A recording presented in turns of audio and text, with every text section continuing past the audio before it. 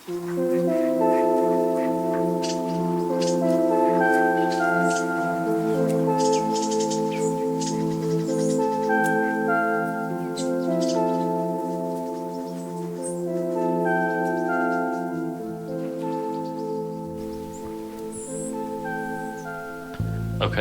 so a couple of days has passed since our party left the house of the druid Mossfoot. You were set to travel north to, during this journey, pass by the hilly region where what's he called? The Horde. Where the Horde, one of the generals of the Horde, which Kuffah recognized, apparently set up camp, was standing there, raiding the nearby villages, and you wanted to deal with it. Now, unbeknownst to your characters, on the first night, when you left, 11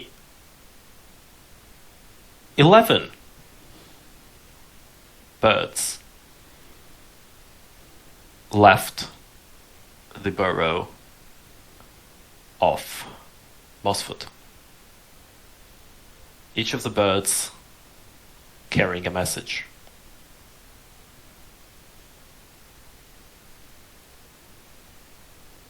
The message read... sold out. Hmm? We've been betrayed. Mossfoot evil. Each of the messages were the same. Each of them read, the 13th grove is not lost. Okay, that doesn't sound too bad.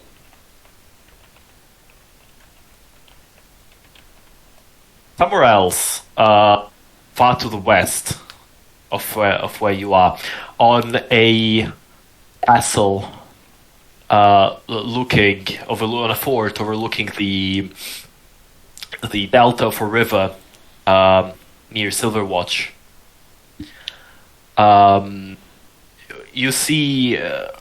We see an old woman, somebody that you met already, all of you.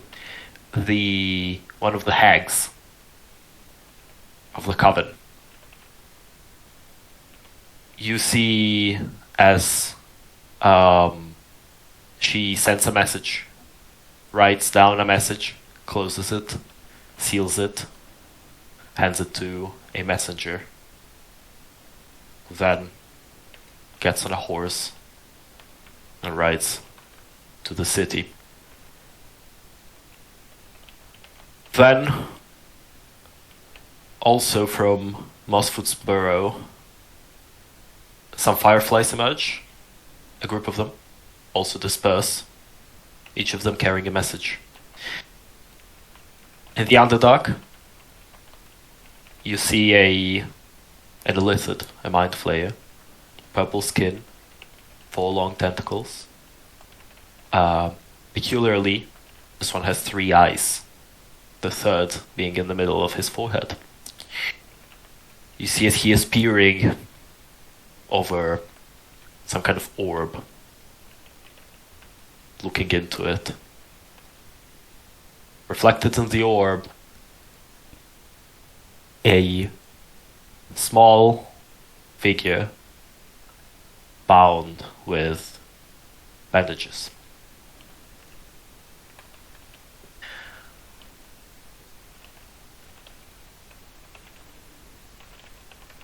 In a tower,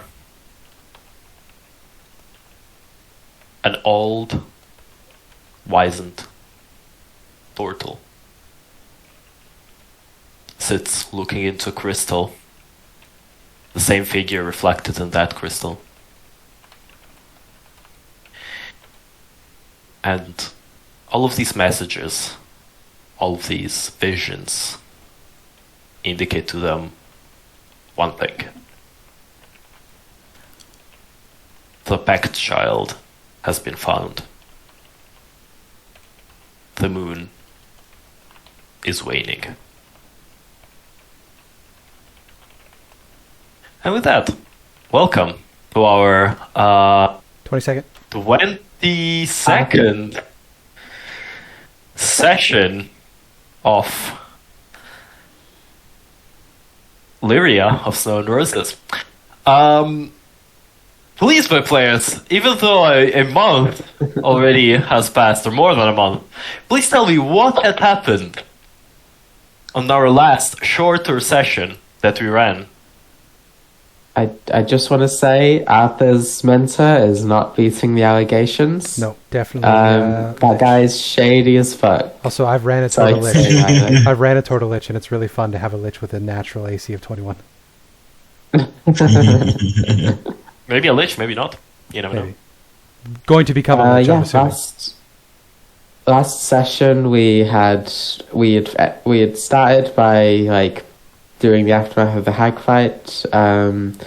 We realized that the forest here are not normal. Arthur had gone missing, had got lost somewhere, so we set off to find him. We found a small grove owned by the Druid Mossfoot, where we met. Sorry, we were led there by his daughter, who I believe was disguised as a firefly. Yes. Yeah. Yes. Yeah, she made us promise to say that when he returned, that we hadn't been led there, that we'd found it on our own. Eventually, Mossfoot returned with Arthur, gave us some rewards for slaying the hags, and we were on our way. Yeah, making our way to die for the Horde because we're out of resources. Yeah, he'd told us that the Horde was active nearby. We're on our way to the ocean. We're going down the river to get somewhere. I don't think we quite decided whether we're going to the King in Chains in I believe he is in Solokar, or if we're going to meet with the leader of the Veil Piercers, which is in Silverwatch. Either way, we need to chart a long sea voyage. Yes. Just to be clear, this is the session that I was away at my friend's, right? Yes. Yes. Absolutely no recollection. Samael has just been asleep. He's just been inside Aurethi's pack. I think we roleplayed that. You were just being a goober. Yeah, exactly. Yeah, basically. I got food poisoning from eating too much of the rations. Yeah. Stealing. Yes. They met with 2 druids. Yeah. And, Ellie and Mossfoot. Made some new friends.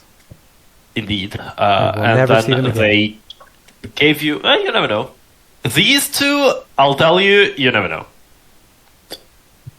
We'll see. They are part of someone of your 5 stories. Ooh. Wow. Even more than one. Ooh. Oh, interesting. They are somewhat linked to a couple of you. But, so you met with Eliel and Moosfoot, after which they told you the information that there was a group of goblinoids, he describes, that set up camp somewhere in the hills north of where you are, that were assaulting villages and abducting villagers. Some were put to forced work in the camp. He didn't know a lot because, of course, he got that information from birds, which are not exactly the smartest of beings on recognizing what was being done. But some of them, they say, they disappear without trace. But you have set foot off the forest. Of course, it took you a bit more time because you were going through the forest. The question to you all, first of all, what are you doing during this travel? And second of all, are you following a road or are you going through the wilderness? I'll remind you Is there a that road? your card is left on the other side of the forest, Yeah. so you Yeah, we don't can't have take it. You also don't have horses, so it would be Yeah. hand. I think we take the road. Okay, are you going back for your card? Is there anything in the cart? I'll tell you what's currently in the card. Gold. 15 gold and 1900 silver. Alena's We need to go back weapons. to the cart. 2 scrolls. The chunks of the soil snake. And a small poetry book. In the Yeah, we need to Awkward go back language. to the cart. Yeah, all right. Also, by the way, for Arthur, so that you know, because I think you're at the level now to actually learn both of these, the 2 scrolls that you have that they're in the party inventory have a scroll of burning hands, Yeah, but we don't have the money for it at the moment. and a spell scroll of ash prison, which, if I'm not mistaken, is a also first level spell. No, also first level spell, which Sounds makes cool, it is a targeted spell on a creature. The creature must make a con save. On a failed save, the creature is caught in the rolling ash cloud and takes 2d6 fire damage and is blinded. At the start of each of its turn, the creature repeats the saving throw, taking 1d6 damage on a failed save and continuing to be blinded, or ending the effect on a success. Of course, somebody without eyes is immune to blinded, and ranged attacks against that creature are made at disadvantage. And of course, a strong wind, wind of moderate or greater speed, disperses the ash cloud. But it's basically a targeted dot spell. Concentration up to 1 minute. Are we accosted at all as we go back to get the cart? Are you what? Are we accosted? Attacked? No. You feel that for the time being, you have kind of dispersed the hags enough to where you get the idea that maybe your movements are still watched, if any minions, any animals or what that listen to them. You may be watched, but you are not attacked or not bothered in any way. Alright. And we don't have any horses, so we just have to take all the stuff and carry it with us. Either that, unless, if I'm not mistaken, Phantom Steed from Arthur was the way that you used it last time, if I'm not mistaken. Unless I am... I honestly I thought used we Phantom left Steed, not with the with the baby. Phantom Steed wasn't. Yeah, it was with the baby. The Phantom Steed. True. We had horses with the cart. The Yeah, they Phantom were Steed eaten is by the tower. They were eaten by the tower. From the tower, you carried it on hand. I think it was... yeah. The Phantom Steed only lasts an hour, so it's not useful for long-term travel. I thought we had already left the cart at the castle and picked everything up that was in it because we had no way of moving the cart and we didn't really want to go to the... No, Aurethi carried it. Now I remember Aurethi did carry it at the time. So we don't need to go to the cart.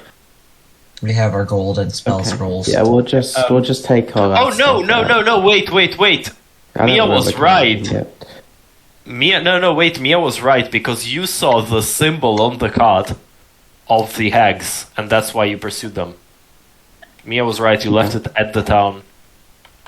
Yeah, so I guess... If I remember right, it was taken. But the metal ball I is assumed- taken integral. I assumed that when we said we were leaving the cart behind, we were taking our stuff with us, because why would we leave all our stuff? Stolen endlessly by the hags, but... Yeah. No, yeah, You some would stuff, definitely take some stuff was stolen, not everything. You take your stuff. Do you take everything? Because the one problem with this all is the soil snake pieces. You could probably What? They are the soil snake pieces, the chunks of the soil What are snake. those again? You fought an ivory construct back, like one of the first sessions after you got the card. And we decided to And keep some chunks of it. Exactly, you kept some of the pieces of its basically armor, of the Sky Titanus armor, for later use or selling. They are pretty heavy. You can carry them. It's not difficult. How much are they worth? Probably around, like, give or take, 30 kilograms. How much are they worth, though? That, you don't know. Can we make a check to Okay. try and ascertain that? 30 kilograms is a lot. It is a lot to carry. I don't think we can carry it with us. It's like 60 pounds, which is what I think D&D uses, isn't it? Yeah, we usually use It is. pounds as the I'll tell you how much it is in pounds. It's About 60 something. 66. 66 pounds. Which is quite a bunch. Conversion. Yeah.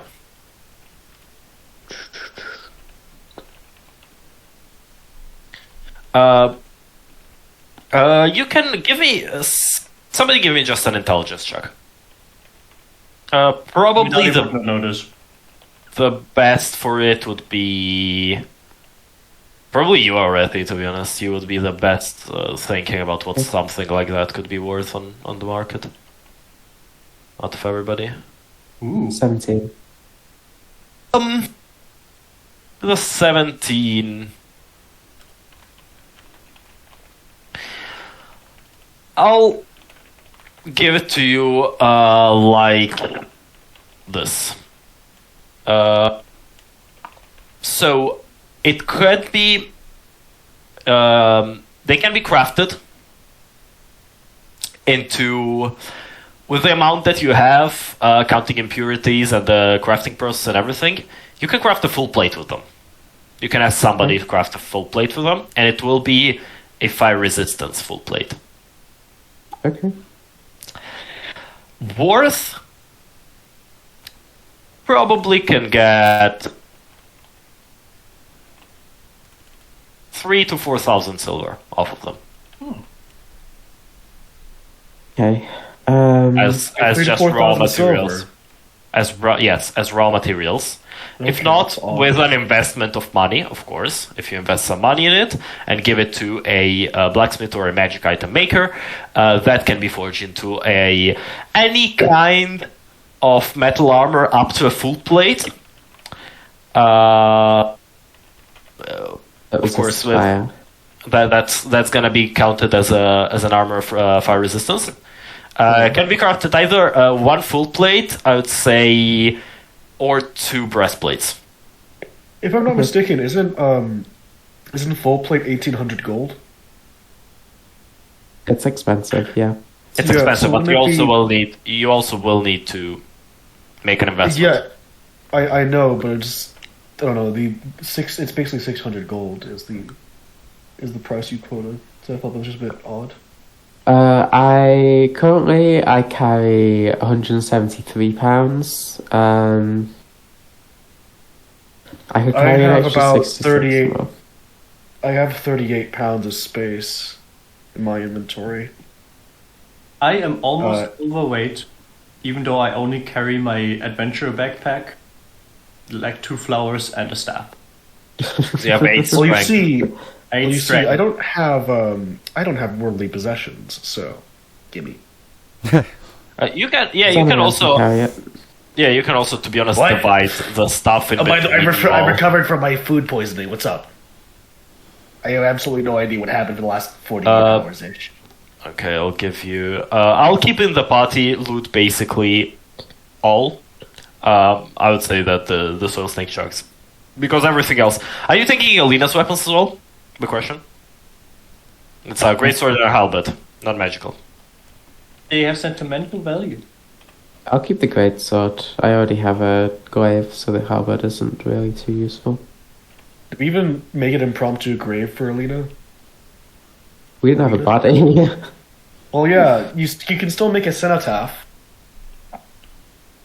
We didn't.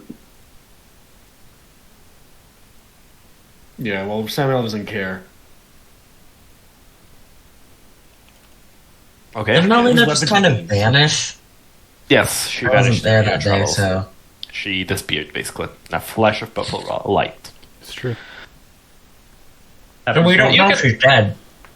You can keep the greatsword if you want to leave the halberd there. No worries at all. Then, of course, And the gold, we're- I'm not counting it because I know that it weighs, but I'm not counting it, so I'll leave it in party loot. We're assuming that the gold is nebulously spread amongst the party. Yeah. That's I what have was none saying. of Yeah, it also, because I can't be trusted because I give it all to charity.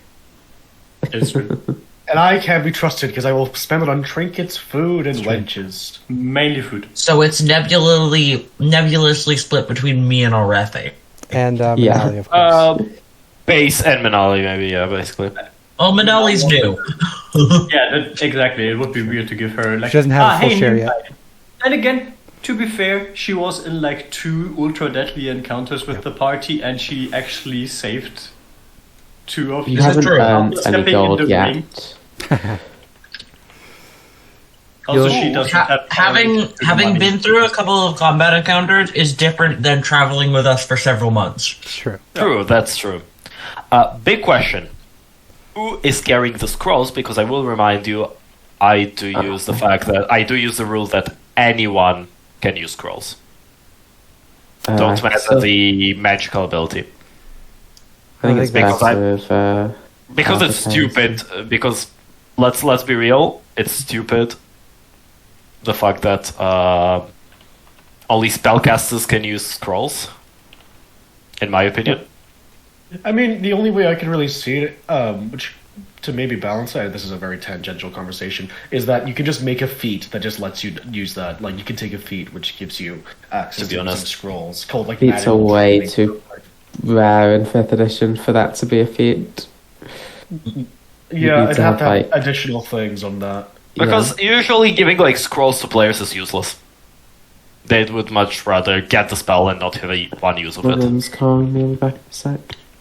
God damn it, Jane. D&D have literally never experienced someone using a scroll to cast the spell. Not Exactly. once. That's why I so I use the spell scroll rules. My It makes them own. be coming up rarely, and they're a burnable resource. So you'd rather have someone learn it than use the scroll. But I like the idea of there being adventurers who buy scrolls because, like, we need this magical effect, and always having one in the holster is good rather than relying on our wizard managing their slots or whatever caster. I think it's really interesting. I mean, I liked it when they did it in like Goblin Slayer, which is not like peak fantasy, but I just like the idea that part of your preparation is choosing the appropriate scrolls. I do like. stuff right in the fantasy portraying aspect.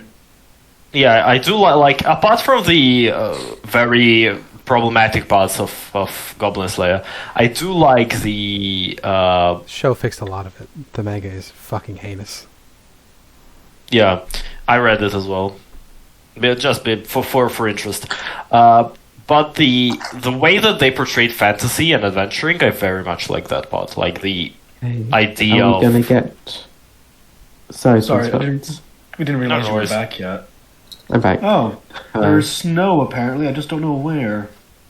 Are you getting going? Yeah. Yes, you're going. All right. So, as I was saying, what are you doing in this travel? Because you will be traveling for about a day and a half before, let's say, first event thingy. What are you doing in this period of time? Please tell me. Scavenging. I don't know. Keeping an eye out if there's anything interesting to look at. What exactly? We're just going through a forest, right? Yeah, for basically yes. Basically, you're going. Okay, The Samael road is takes you through the immediately forest. bored. He would look for anything that doesn't look like it belongs in a forest, while still trying to maintain course with the party. Okay, It goes 4 times. give me investigation. Kuffah. Hmm. What are you doing? Kuffah is working on her theology because that's what I've been doing while everybody's been talking. So, yeah, that's what I was she's almost been a doing. 19. I'm very upset. Because she's trying to work out. She's learned that exterior powers, even gods, are not to be trusted because they cannot be entirely understood. So instead, she was trying to come up with a theology from first principles, with the intention of finding a god that best fits those, which she hopes is Luna, but she's not entirely sure Luna's even real right now. So I'm up to 4 right now. Okay. I'm trying to make the titles of my tenants snappy and interesting. What are your tenants?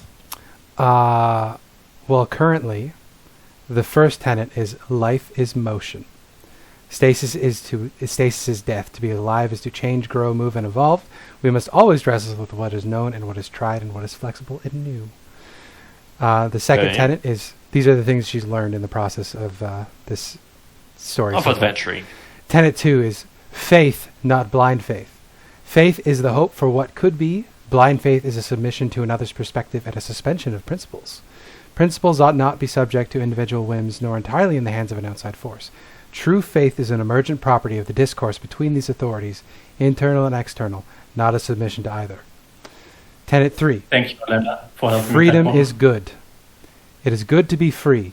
Freedom is a state of chaotic possibility and must be mediated between the freedom from suffering and the freedom to choose. Balancing these freedoms is essential, but there is no given ratio. Restrictions on freedom must be limited, carefully considered, and justified to maximize the freedom of all. And then the fourth tenet, which I was writing now, is reality is conflict. Laws are constructs made by people, or gods, but are not fundamental to reality itself. Reality is instead an endless clashing of opposing forces resulting in eddies of calm where synthesis occurs. We ought not avoid chaos, but embrace the process of an emerging order from conflict. Kuffah, give me a religion check, please. I will try. And I will give you advantage on it. Okay. You get smited. A 24. 24. You know the gods of this place. Yes. Because you've lived here for a while. Yes. These tenets, exactly. It's gonna be difficult to find a shrine or a temple to this deity. I figured. That's the thing that Kuffah is wrestling with here, is all of the gods she's aware of are gods of law and there order. is one Ooh. which strikes you.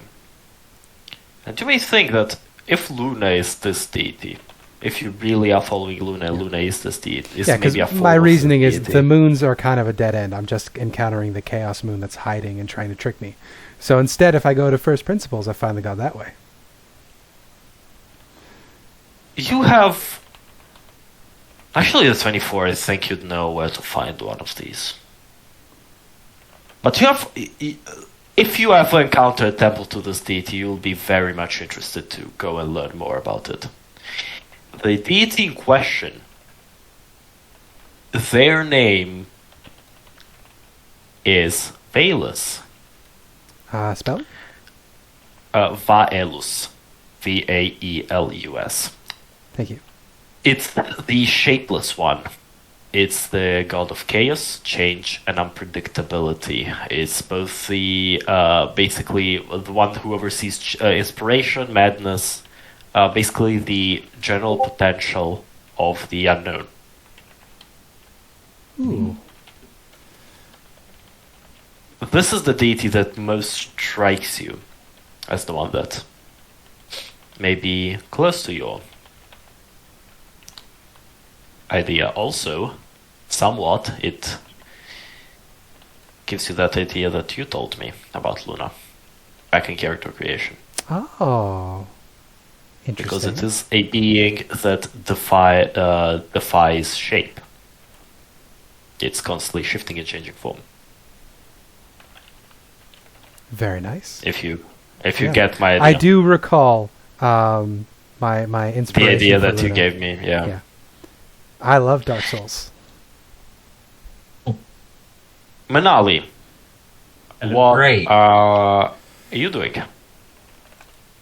I would like to follow the road more a bit to the side where I'm in the forest instead of on the road.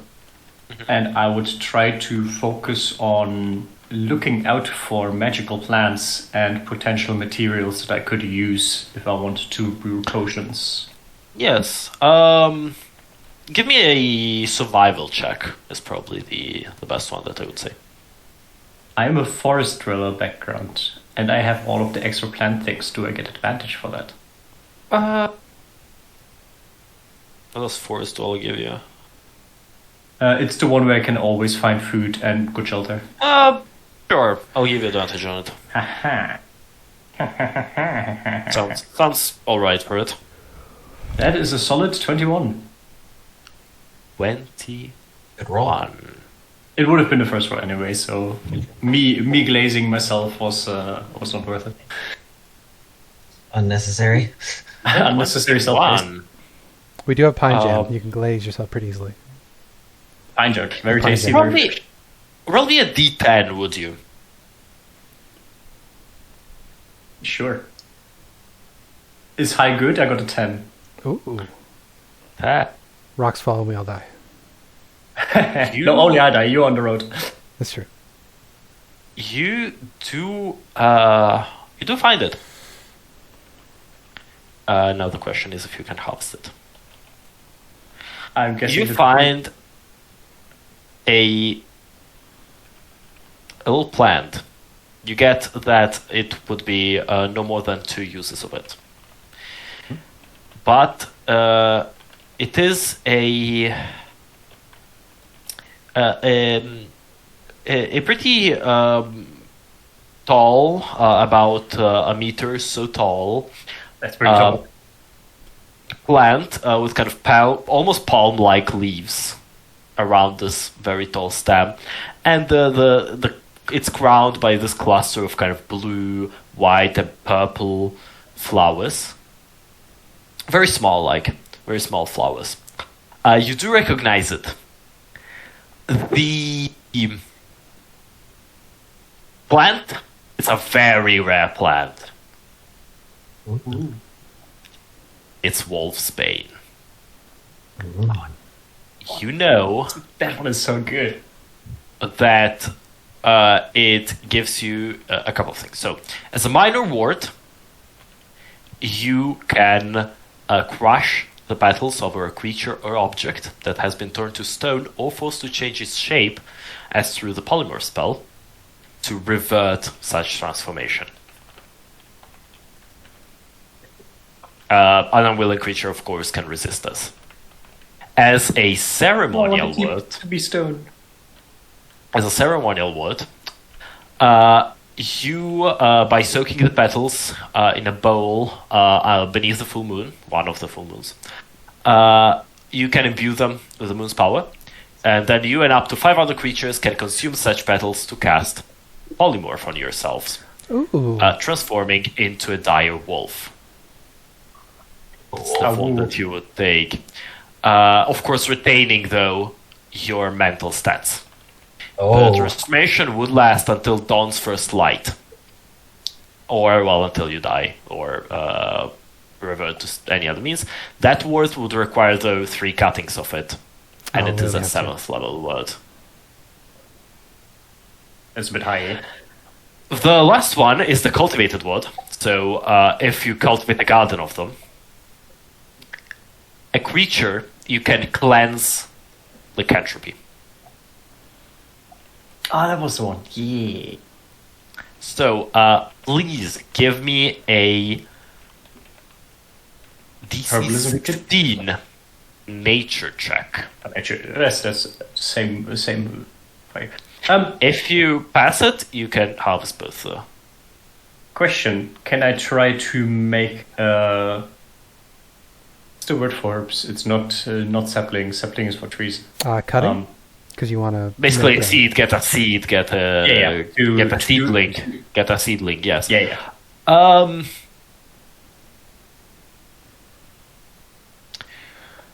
tell you like this. If you want to make a seedling of it, the DC will be higher. Of course. It's more difficult. Just roll a 30, and then you get whatever you want. 20. 20. DC of 20 to make a seedling. If you fail it, though, you will also lose the Yeah. ward. Let's go crit. Give me a nature check, please. Let's go crit. Question. I have a fun cantrip, which might come into play here, which would potentially help me make it easier on me / help me if I mess slightly up. I've got tree heal. Ooh. Can I like a focused form where I harvest it while aiding the plant itself with tree heal, so that either it is easier to get the sapling or it does not destroy the plant. Addition, I do not want to get the seedling and then also harvest the plant. I would want to leave the plant there as is. I'll say it like this. If you do that, if you fail the sapling, but you still succeed the harvest check, you will be harvesting. So if you get between a 16 and 20. If you fail that too, then you will lose the plant. Okay. So give me a nature check. It was on 18, it was so close. Unfortunately, you just cannot keep focus. It's a very difficult plant to harvest. Fair. It's a very rare, very difficult plant to harvest. Fortunately, you try, but you cannot. You lose the plant in its entirety. Kind of, your hand trembles for a second, and you cut a bit too deep, a bit too wrong, and you get that the plant is ruined. Unfortunate. That's okay. Unfortunate. Were there two plants? Sorry, did you say there were two plants though? There were two harvests. It was one plant with two harvests, or basically two harvests of flowers on it. Okay. Aurethi, what are you doing during this travel? Aurethi doesn't really find it very easy to relax, so she's just keeping watch. She's keeping like an eagle eye on Samael in particular to make sure he's not doing anything stupid. The investigation didn't yield any results. I'll get to you in a second, but no. Okay. I just realized part of this. Yeah, you can only do Does one she per day. notice like Menaali looking upset over the plant?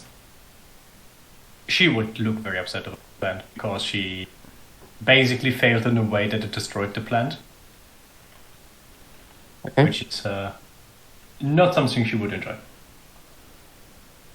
I forgot that I have a feat that is incredibly good for this kind of stuff as well. Because all the shit I argumented for, I would have had anyway from this feat alone, so... So I have advantage anyway when looking for plants, and if I fail to get something, I can try again at disadvantage. Yeah, you do.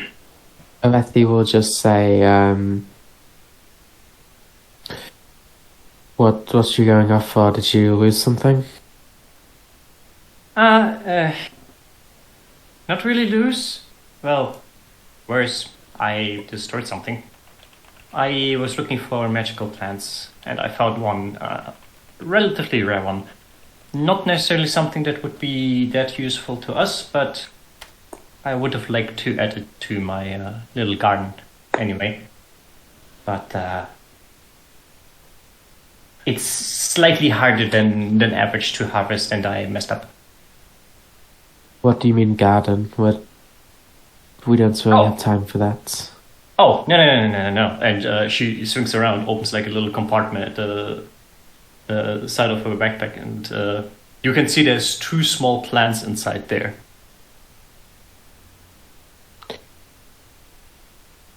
What, just like in your backpack, like in pots? More like my thought was more that they're like hanging from the side, or there's like a specific special contraption on the backpack where they cannot just get... Basically little pots. Yeah. Okay. Little pots that in Attached to some the way have been attached to the backpack. That makes sense. Okay. Basically, imagine like people have like bottle slots on the side of the backpack. Yeah, it's basically the same, but there are pots in there. Like Okay. pot. If I'm not mistaken. And then she points to one of them. This here is Champion's Lavender, and it should be ready to harvest again in a couple of days. And this here is Far Traveler's Frisia. You saw me use this one. It can alleviate some stress and some pain. Basically, it's like you were able to take a nice rest. I imagine your gardens back home were a bit more impressive. One could say so.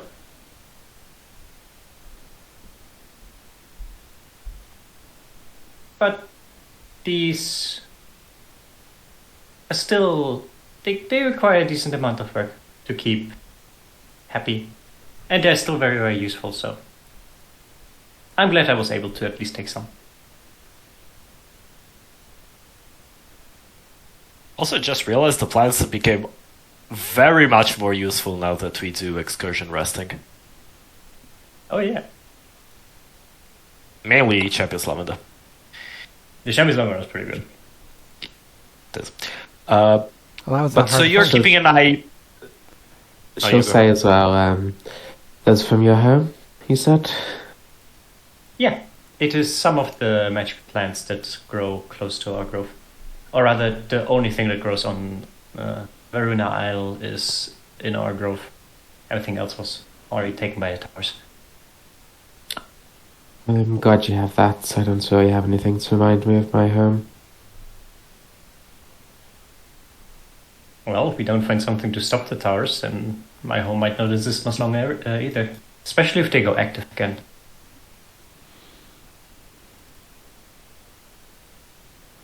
What were you saying, Hibiki? So you're keeping, you said, an eye on Samael. Yep.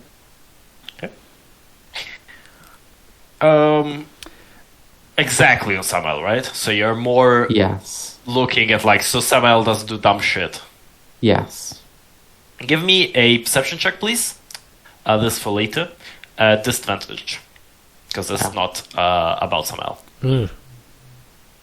It's probably going to be a 5. Yeah, it's a 5. It is 5, yes. Okay. I'll keep that in mind for later. So Samael, you are looking around. What do you mean by not belonging in a forest, exactly? Samael is bored as shit.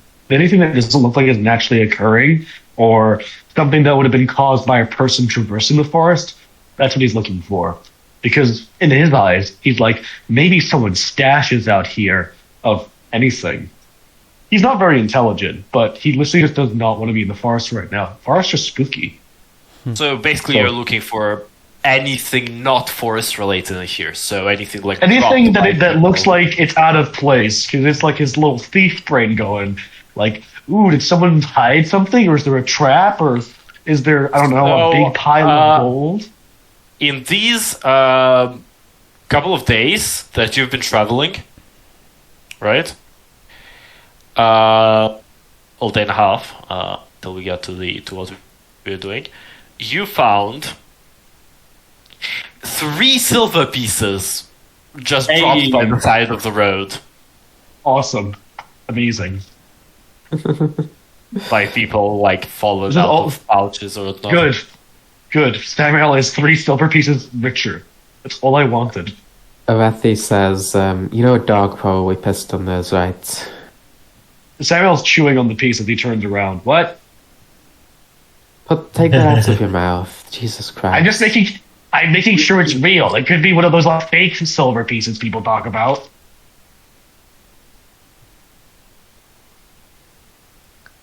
I said spit it out. It's no longer in my mouth, lady. What do you want? I'm not sharing. Mine. Arthur, what are you doing during this travel? Generally daydreaming, keeping watch, nothing in particular. Just kind of enjoying the travel. All right. I don't know, I can't think of anything. I know. What do you have? You have some scrolls. You have. I can't. I mean, like, stuff that I would do with scrolls, like learning them and things, is stuff not really conducive to traveling. Also, we So don't have basically- any ink. And I also don't Fuck! have any I ink. forgot you have the Bony Dolores spellbook. That has a bunch of good stuff in it. Absolutely forgot about that. Once we get to Goldenfield Keep, we can get you some stuff. Okay. Um, Not like I Sure, can give do me- anything. It's just like I need ink and paper. give me a general, give me an investigation check. Why not? Sure, we'll do that. Investigation. Let's put the DC of 17 on it. Nope. Unfortunate. I think you daydream, you look, you read, talk with Merlin. Generally wonder. I think he's been working on something, but we'll come to that when we get to it. He's been working on a class feature, but we haven't leveled up yet. Okay, so on your 6th level class feature, right? Yeah. Or 7th, or what is it? Whichever level, basically, The I'm flying book, basically. We're level yeah, 5 I'm right working. now, right? Oh wait, yeah, it's You're fine. like it's whatever makes my spell book able to like jump around Yeah, and do its it's own your thing. next class feature, yes. Yeah. Um, He's been working in that on case, why don't you give me like a manifest mind, right? Yes, it's Yeah, I level think 6. that's It's Manifest next Mind. level. Give me an intelligence. Let's be funny. Will we? Give me an intelligence check for it. that. All right, intelligence check.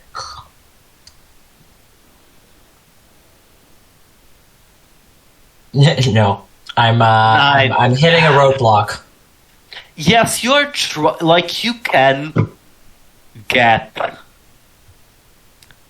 the because you're trying to because the thing about the Awakened spellbook is that it manifests as a little kind of projection of the spellbook itself. 'Cause it's a spectral Yeah, it's a little spellbook. floating die. So it's basically you are trying, but it's like a very shimmering hologram. So it's like awakens for like a moment, and you're like, "Oh shit, I did it," and then it vanishes. So you're kind of trying with that. Kind of gives you a bit of a migraine. Yeah, I think the way it happens for Arthur is that it's gonna be Trial and error. yeah, like a little spell. It's basically like some engraving and stuff that he has to do in the spellbook's cover, and it's just like I've messed up the runes. I have to start over again. Exactly. So you're just spending the time kind of chiseling at it, and then you try it, and then you're just, oh no, I got that line a bit like not perfect. I know this is possible. Because it's a very because you've seen Hyacinth. You've Yeah. seen Hyacinth, right? What's her name? Yeah. Yeah, you've seen Hyacinth do it, like conjure it several times with very much ease, and you've seen the runes on it. She never taught you how to do this, so you are really trying to recall them. I think I asked her to teach me, and she's like, "No, you get to figure it out on your own." Yeah. Okay. So you're trying. That's extremely how that mentorship happened. Was Sure. she would show me something, and she would be like, "Okay, now figure out how to do it yourself," and I would have to figure out how to do it myself. And I'm finally beginning to piece together the mechanics of how to do it, but Yeah. it's hard. Also because. Yeah, you're kind of trying, you're trying the runes, and then you're going, oh no, wait, I need to like write this other rune, or I like messed up the combination right here. They need to be inverted. A couple of times you get your feathers a bit singed because the awakening goes a bit bad, and then it just poofs a bit, into flame and whatnot. Merlin, you all see as Arthur's companion during all of this trial and error. You get it that little griffin thing is incredibly fucking stressed. Because basically Arthur is Merlin not is playing constantly with stressed.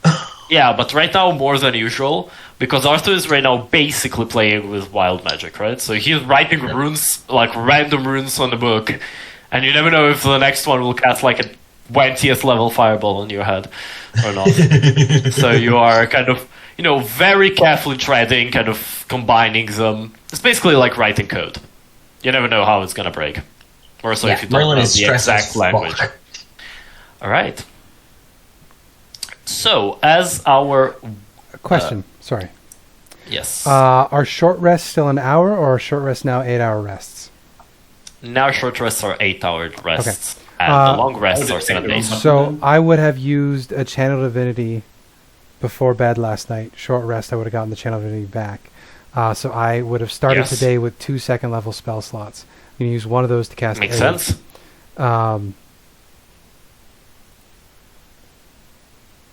Yes, you so would know that you will be arriving in the general vicinity of that today.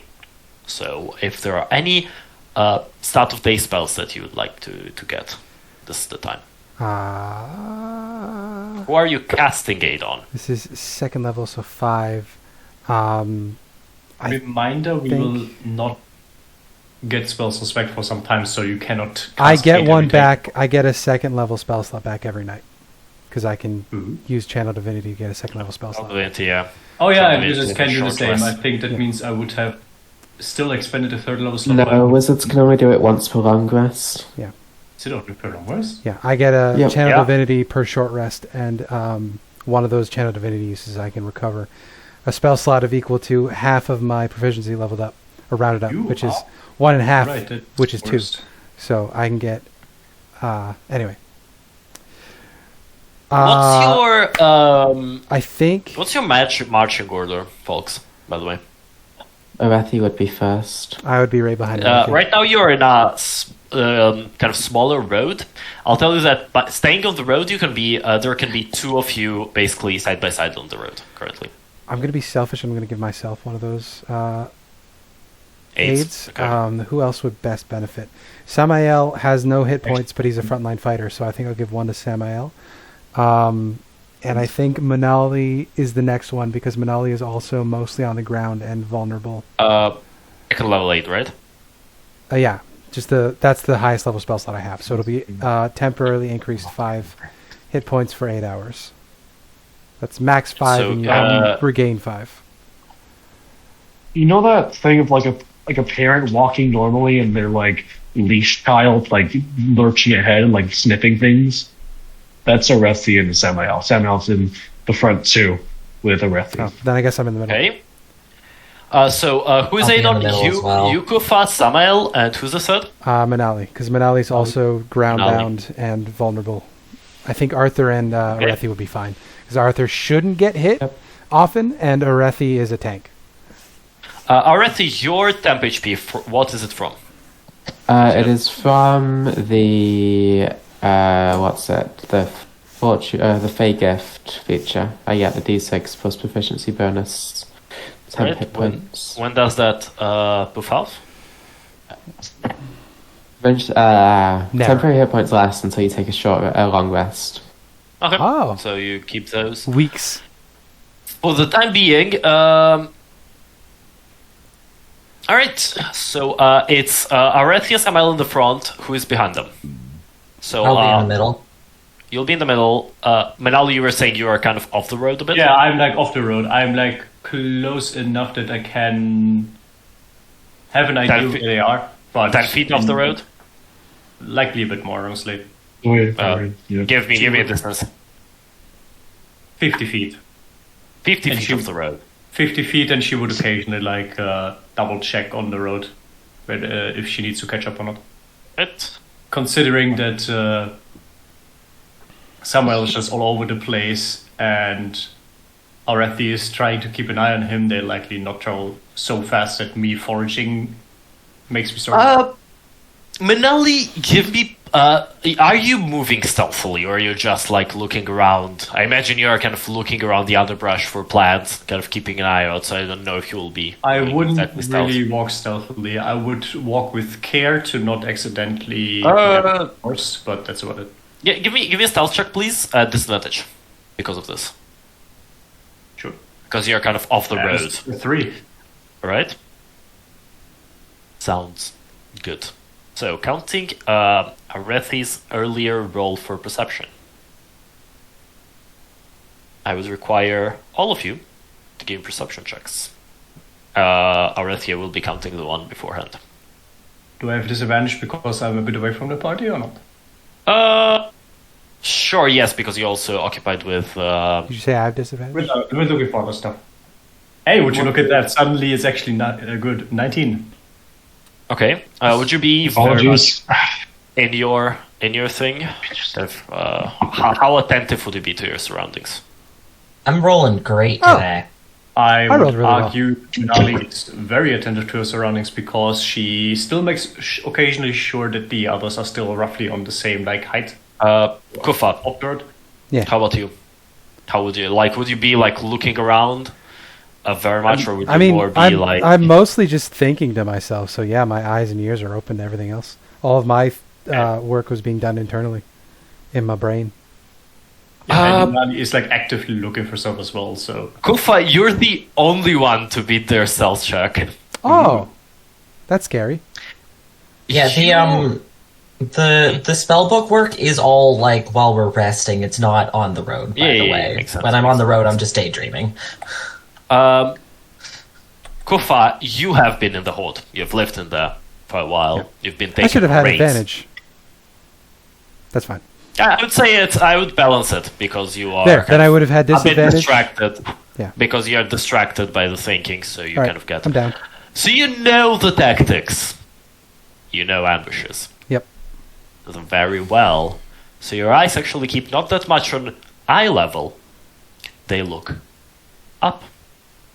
At Yes. the trees surrounding you. You've already kind of exited the forest. Yeah.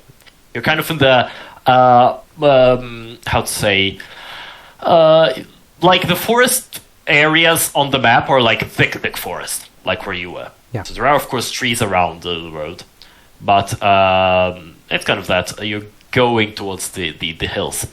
So you're keeping the eyes on the road around you. Yeah. So you will not be surprised. Because those fuckers rolled a very funny fucking 22 to stealth. Oh, that's scary. Yeah. You notice what many of you just attribute to wind or maybe birds. You notice leaves moving on one of the trees ahead and to the left of you. And you see the very faint flash of yellow greenish skin behind the tree branches. Okay. So you will not be surprised in this combat. Okay. We're using 2014 rules, so surprise is really, really, really bad for us. Yes. Ooh, do I try to lie and pretend like I'm a double agent? I think that would be where my brain would go first. So I'm gonna... Could I do this before combat starts? Describe to me what you can do, and then I will tell you if you can. I'm gonna... Because you are you notice it just as the ambush begins. Yeah, That's I'm gonna the fact. shout in Undercommon. I'm gonna say the name of the troop that I was part of, and I'm gonna say the Undercommon word for double agent.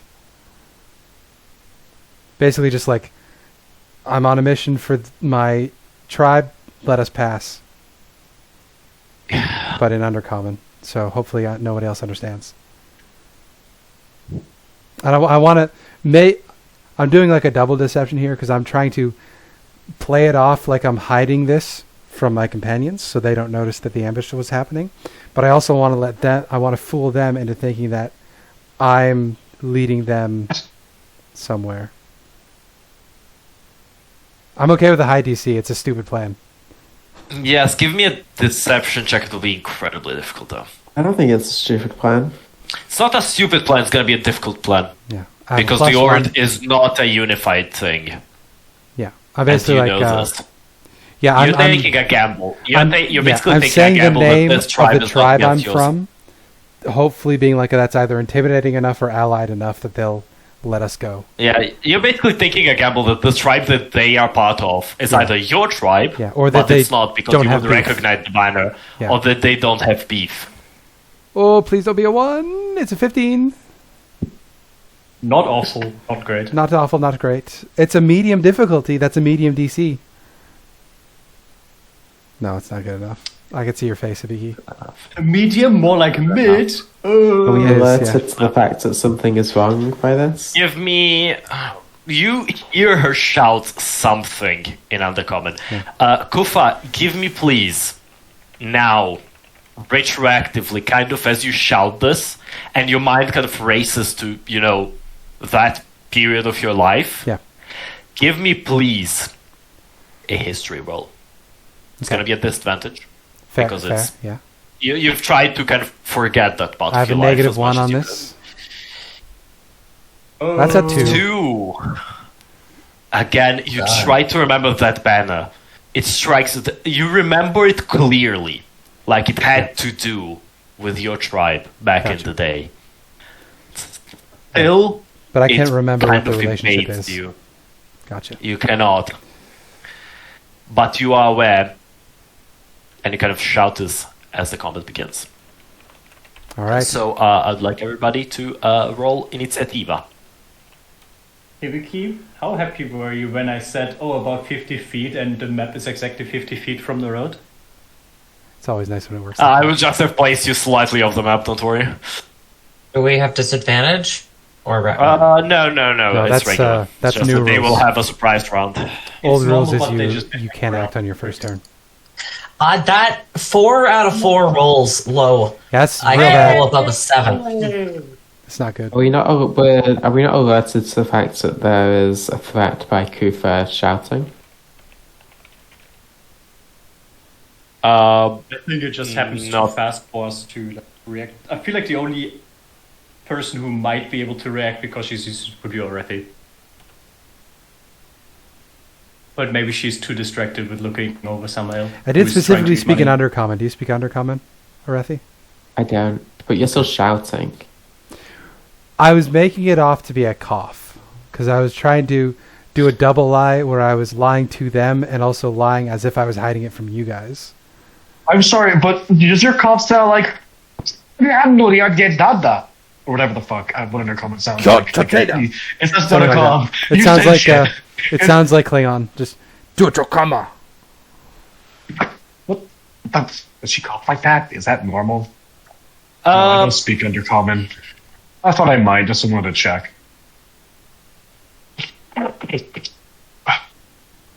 Give me an insight already, please. Okay. Let's put it like this. The DC you need to pass is 15. Hey! Oh, 17. pretty solid. You're also not surprised. But you did hear her communicate something to someone, as much as you know. Okay. She said something in a language you don't know to somebody, and then you see arrows basically fly. You would have heard this So you'll language not be before. surprised. I'm pretty sure this is the language that. What was your old character, Mia? This is the language she was speaking when she was. No, but I was speaking deep speech. Oh, sorry. Speaking deep speech, Different not thing. on the common. Apologies. For a perfectly normal clerical ritual, okay. I also speak deep speech. That's Well- why I got confused because I understood what you were saying back then. Yeah, because you were like, Why? that's the language of bad creatures. Yeah. The language of And aberrations. I was like, no, my god has told me this one. Why is my thing not working here? what are you trying to do? Where's the carousel? Why did I disable it? Wait. So fast little reload. Don't worry. No worries. I know why the combat carousel on top just decided to disappear in the middle, in between sessions. Foundry tends to do stuff like that. It's a great... Mainly when it updates and the module doesn't Yeah. update. Yeah. It automatically says, nah. It's great for a lot of things, but it really struggles with some things. Okay. Especially Second. the combat carousel is a mod too, which Also, Yeah, it is. Might be a thing. It's also a Patreon mod from a friend of mine. Ooh, oh no, wait, we that's have lovely. current recording. No, not a friend of mine. That one of my friends subscribed and then put it on mine, and then some shit happened, and then he opened his own Foundry. So Woo! I kind of have the downloaded module, but I don't have the Patreon subscription to actually We update love supporting independent creators. it. We do. I need to actually get that Patreon. Because it's also for epic rolls and boss bar, and why is my game black screened? Oh, I don't know. Is yours black screened? No. No, I could see it. I wonder if Mr. Rex has Foundry stuff. Because I've bought Mr. Rex's supplements before, and they're fantastic. That's where the monster classes came from, that Lith was. For the succubus. Many of them do. There are a lot of people I know who have his, Foundry. Foundry has become pretty popular in the He past. he made a whole So be right adventure back. set in a desert that was released on Roll20. So it might also be on Foundry. I should look. Be right back as we begin this combat. Thieves can't what? Hi, I'm John Douglas Rogue.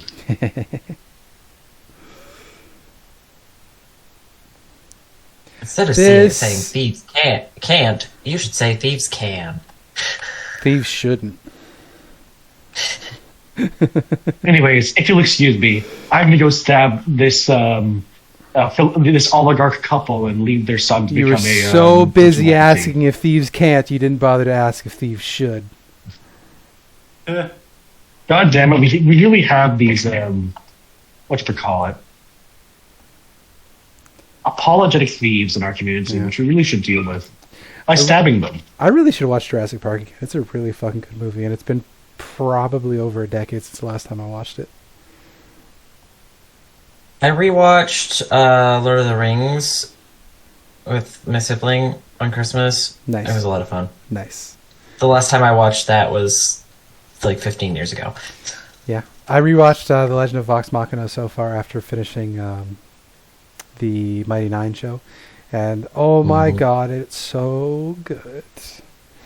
The truncation of the story and tying in stuff that came later, like making the random devil they fight in the Hells into the guy from Calamity. Mwah. Yeah. Beautiful. Just like in general, the conglomeration of stuff from Calamity into the TV shows is brilliant. It's also funny to see which Wait for the stuff. Calamity movie. Oh, it's gonna be so good. It's gonna be so good. I love seeing what Wizards of the Coast was like. Yeah, you can use that, and what Wizards of the Coast is like. No, like it's the Hells of Despath, not Baator. And it's the Everlight. Although that would be, I guess, Paizo would be the owners of Sarenrae. Yeah. Yeah. Yeah, it's What movie interesting. did you- I see what they skirt don't around. I don't think they actually asked to use any copyright stuff because I am 100% sure that Paizo would have let them use Sarenrae if they asked. I'm also they haven't said Asmodeus yet. Asmodeus is a mythic character, so that shouldn't be copyrighted. I think Baator is the one that's copyrighted by Wizards of the Coast. Yeah. But they also had I a think Beholder, and Beholders are visually copyrighted by Did they have a Wizards of the Beholder? Coast. Yeah. I don't remember the Beholder. I can't remember if it was in Legend of Vox Machina or the Mighty Nine show, but they had a Beholder. They fought a Beholder on one of them. Oh no, it was in Legend of Vox Machina. It was when they were in the temple under the water. They fought a. Are you thinking of the that thing that came out of the amulet? Yeah. I don't think that's. I don't think that's quite a Beholder. It's a Beholder kin. It's the ones that they have in Baldur's Gate. I can't remember what they're called at the moment. They're not gazers. It's whatever the fuck they're called. It might not be. It might not be as copyrightable as the Beholder because it didn't have like the eye beams and everything, as far as I can remember. That's true. Yeah, they may have tweaked its abilities just enough not to be copyright. No, I didn't enjoy That series is so good. I'm excited for season 4 of. Is it 5? Yeah, 4 and 5 are greenlit at the same time. So yes. Oh, yeah, it's wild that they. Did you hear who they got cast so as many- Taryon Darrington? No. It's what the fuck's his name? It's the guy Not from Sam Whose Line Is It? Riegel? No, it's the guy. It's not Sam Riegel. No, it's the guy from Whose Line Is It anyway? Which one?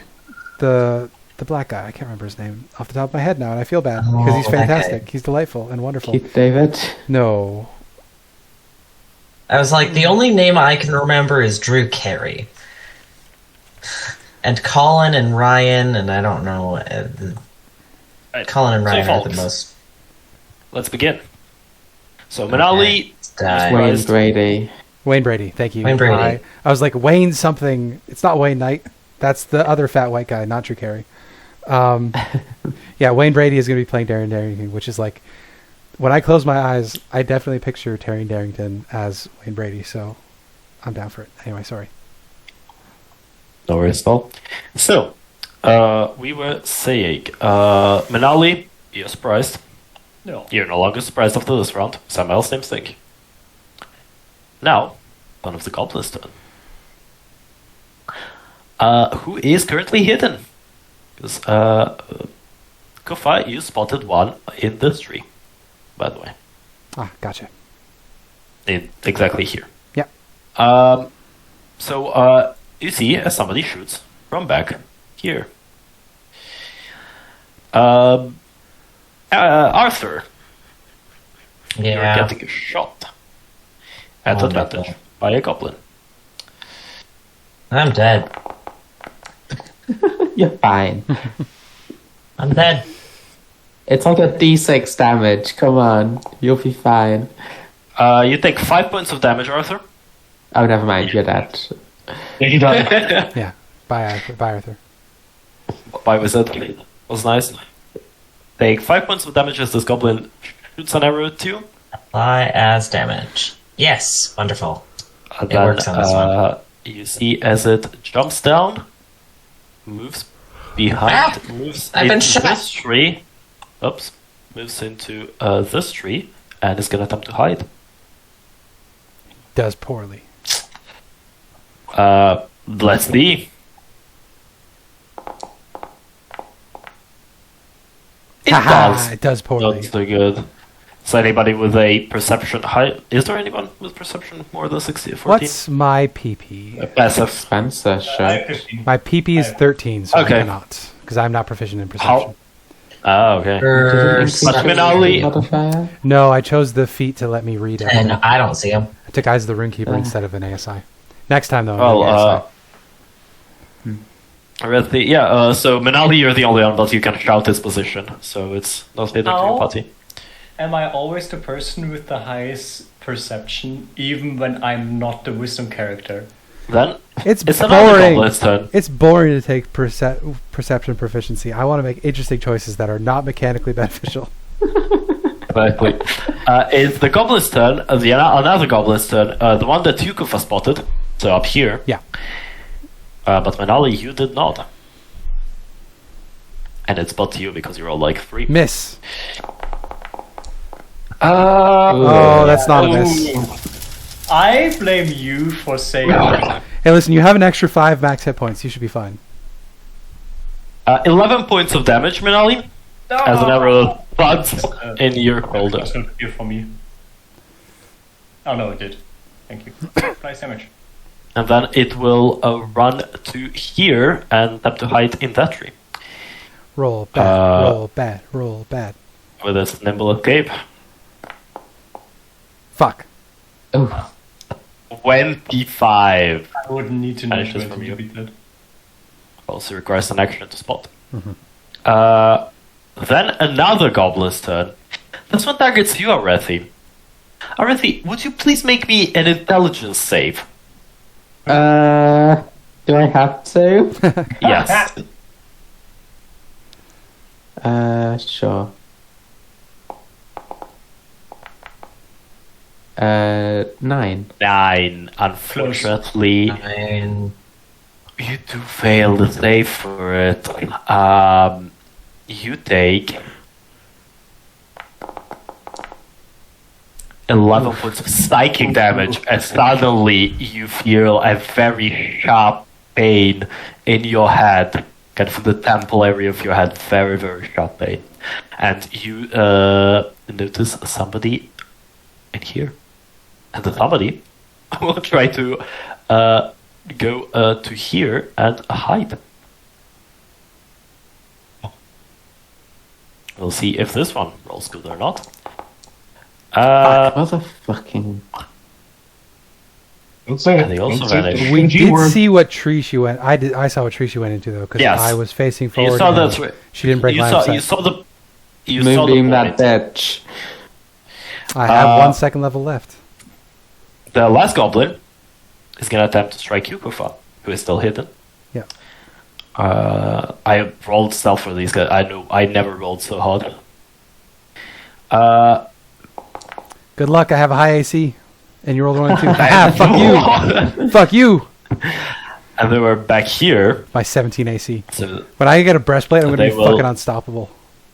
move back Imagine here it being so big that you walk around like it's a big starchy T-shirt. and Yeah. attempt to hide again. Did any of you guys watch? There was a WB cartoon that didn't last very long called Shaolin Showdown. I liked it a lot. One of the artifacts in that is a 2-ton tunic.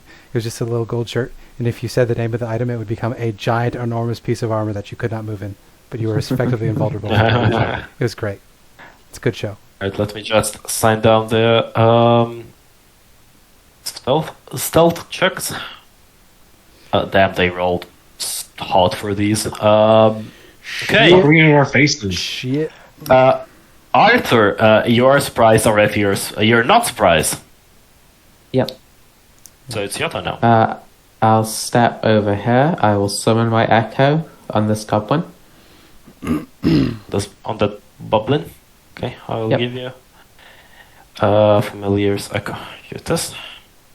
Goblin, the goblin, we trusted you. Does a 15 hit? You hit. Cool. Reroll that. Very nice. 11 damage. And you cleave the goblin in half. Fuck you, I think goblin. my echo is gonna... It's gonna be a version of Aurethi that had already climbed this tree trying to ambush someone else. So it's gonna fall down, stabbing it through like Sephiroth. Okay. I can't see any more goblins. Can my echo... If my echo is like here, can it see the one that was on this tree? No, because it still relies on your side. I'll remind you. The echo is commanded by you. Sure. I have 30 feet of movement, so I will move over here myself. Did you see it though? That's the big question. I She think I wasn't saw when it surprised. jumped across the path. Okay, sure. Still hidden. You can Okay. try to attack it if you wish to. I will. Use just the disadvantage. It's okay, I always hit. You did not, in fact, hit. You do without advantage. My joke didn't work. Fuck you, Yusuf. We have Reroll enough that. fucking, like, code Reroll building that. shit in the chains game. Oof. Reroll that. Oof.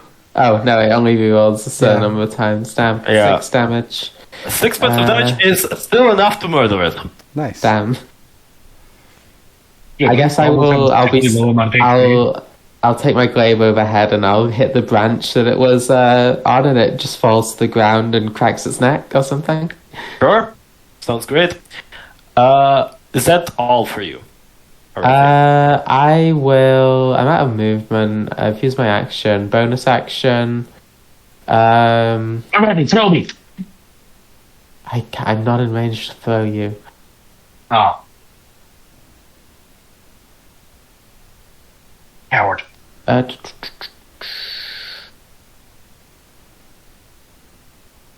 I can't actually use my help action because I can't see anyone. That'll be the end of my turn. Okay. Kuffah. Yeah. So I'm going to run up to this tree with 30 feet of movement. I'm going to use my Word of Radiance cantrip because I don't need to see her. It's an emanation. So this, I'm assuming it's a woman because Kuffah thinks that powerful people are women because Kuffah is a woman, a Based powerful woman. Kuffah. So yeah, I'm going to do a 5-foot emanation for myself. presumably she'll be Constitution with save. that. Yeah. Yep. Axes it with flying colors. Damn.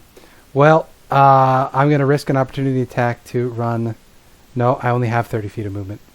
So instead, I'm going to use my bonus action to attempt to hide in place.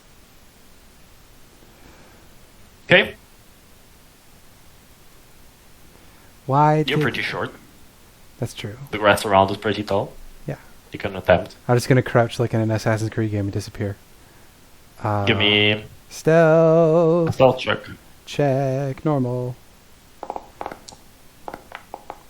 That's not amazing. Not amazing indeed. That's action, bonus action. Fortunately. That's it. For Movement. me. Yep, that's it. Menaali, it's your turn again. Well, This time. I don't see shit. I would like to. Oh, I should have had advantage Dash. on my initiative because I have Vigilant Blessing on. Oh well. Next time. I'm going to dash here Okay. and just looks towards Aurethi. I think we're being ambushed. I can't move my shoulder, and just has a arrow sticking out there. Looks very unpleasant. Yep. Can I pull it out? Sammy boy. We don't see anyone because basically they're all hiding, right? Yes. I'm attacking a tree, You've seen Kuffah run to that tree and attack something. and my stealth check was a 10, so I assume you can see me. Very clearly. I ducked, but Are you hiding? yes, Okay, I you're ducked, doing a very good job. but the green of my bare ass is too different of a shade of green than the grass, so just very Or obviously the a fact little- that you just shouted yes. that also works. I'm hiding. Yeah. Yeah, I'm over here. Don't tell anybody.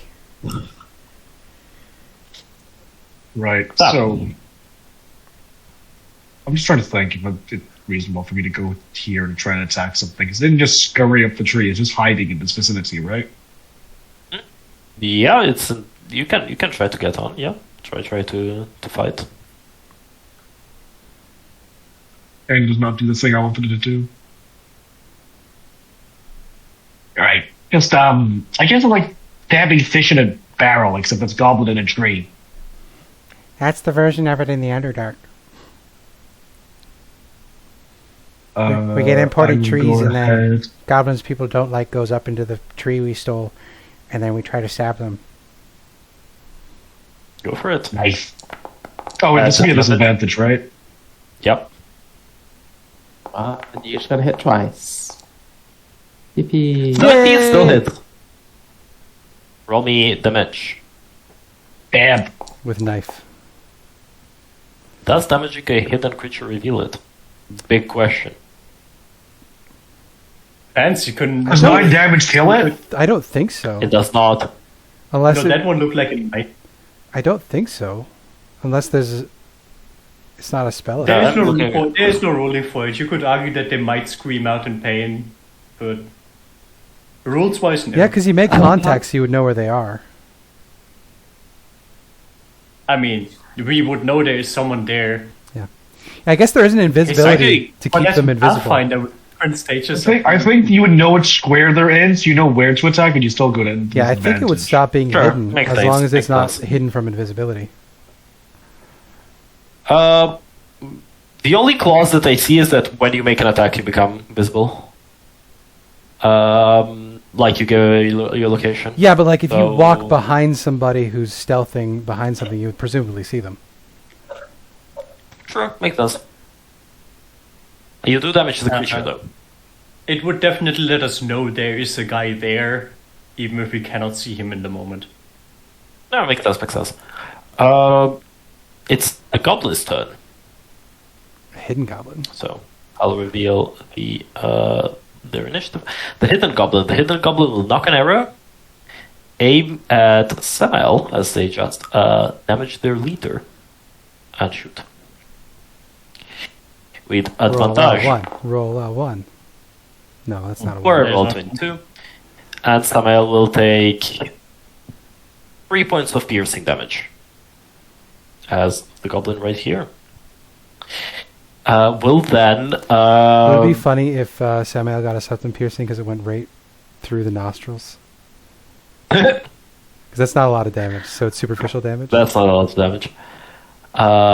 Also, if it goes through your nostrils, it will basically cut your nose clean off. It's an arrow. Nah. Nah. It's funny. They're goblins. They're tiny. That's true. They're wooden tipped. That's true. And it will attempt to hide again. Finally. And fail at it. Ah! I see you, fucker. The Now, most the evil leader- smile stretches the across leader Samael's face sword and makes eye contact. Does not recharge the psychic stab. So it will regular stab. Both attacks on Kuffah, actually. Good luck. AC 17, bitch. Fuck you. One is a net one. Fuck you. The other one is a 16. Also misses. Change shirt. It will then nimble escape to disengage and start fucking booking it. Good luck. I have a crossbow, bitch. Okay, 25 was the their stealth checks. Okay. Yeah, they cool art start on that absolutely goblin, booking it. It is. Arturo. Yes, it's finally my turn. Do I see any goblins? You see them both. Where are they? One is right here, and the other one is right there. I think Okay, wonderful. I would be shouting as she runs away, because 60 feet. as she runs away, I'm going to shout in common. We can't let any of them escape. If any of them gets back to camp, they're going to tell everybody and we'll be swarming in them. Okie dokie. This one is running away? You get that both of them are really retreating. Okay, Arthur The will... one is taking a more kind of shoot, retreat a bit, shoot, retreat a bit, shoot, retreat a bit. And gonna shoot that with Frostbite. Yeah. Constitution save. DC 15 con save, Fail. it fails. Nice. Fuck you. Wonderful. Roll me the damage. Colorful. Oh, it's 2d6 because I'm higher level. Wonderful. Yes. 4 points of damage. You see as a bit of frost kind of forms on one of their back and then breaks a bit. Freeze, please. Okay, they have disadvantage with their next weapon attack. Alright. Anything else? Bonus. I am not known for having bonus actions, so nope. Alright, Aurethi. Move 30 feet. Summon Echo next to this guy. And attack. Go for it. Ooh. Yikes. Does not hit, unfortunately. Do it again. Almost That'll hit. Does hit, Holy. That's a good roll. and kills, and that kills. Oh, he's fucking dead. That's the end of my turn. Actually, That's- I will. Who is next? Kuffah, Me. Samael. Samael, what is your movement speed? 30? Also, You is get this, with me. is this a microaggression because they're goblins that are smaller than you? What? That's. I think saying that was the macroaggression. Oh, okay. I think the goblin is doing the microaggression. That's true because they're small and aggressive. Yeah.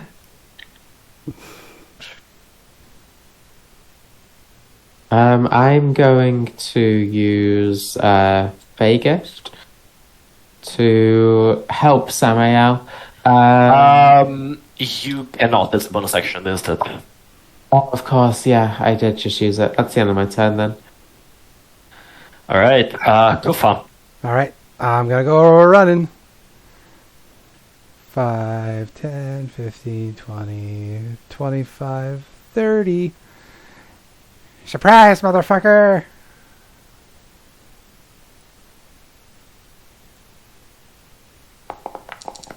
Crossbow, it's bad. And you miss. And you goes wide. Yeah. Swing and a miss. Yeah. Swing and a miss indeed. I guess I'm just gonna try to duck down in place again. I'm okay if it's a higher DC because these are really bullshit stealth rolls. Sure, you can go for it. Because I can use nimble escape again. Actually, is that once per rest or is that every turn? No, I think it's every turn. I think it's a goblin. Right, Fury of the Small is the one that's limited. Yes. So yeah, I It's try just a bonus action. Stuff you can do. Nope. Even worse. So no, yeah, absolutely not. I go Absolutely running not. in my chain shirt. I pull up my crossbow and say, "Surprise, motherfucker!" Chunk, and then I like land, do superhero pose, and like stay really still. I imagine you Menaali. actually just fucking faceplant and like spread eagle on the floor. Yeah, but I don't want to be prone for Just blend him reasons. into grass. Actually, Yeah, I know. I will fall prone because it's all range attacks. I fall prone. Okay. Anyway, I would like to actually use the staff that I got last session and try to cast Hold Person on that goblin, but it is DC 12 because it is cast with the staff, and Okay, it is it is.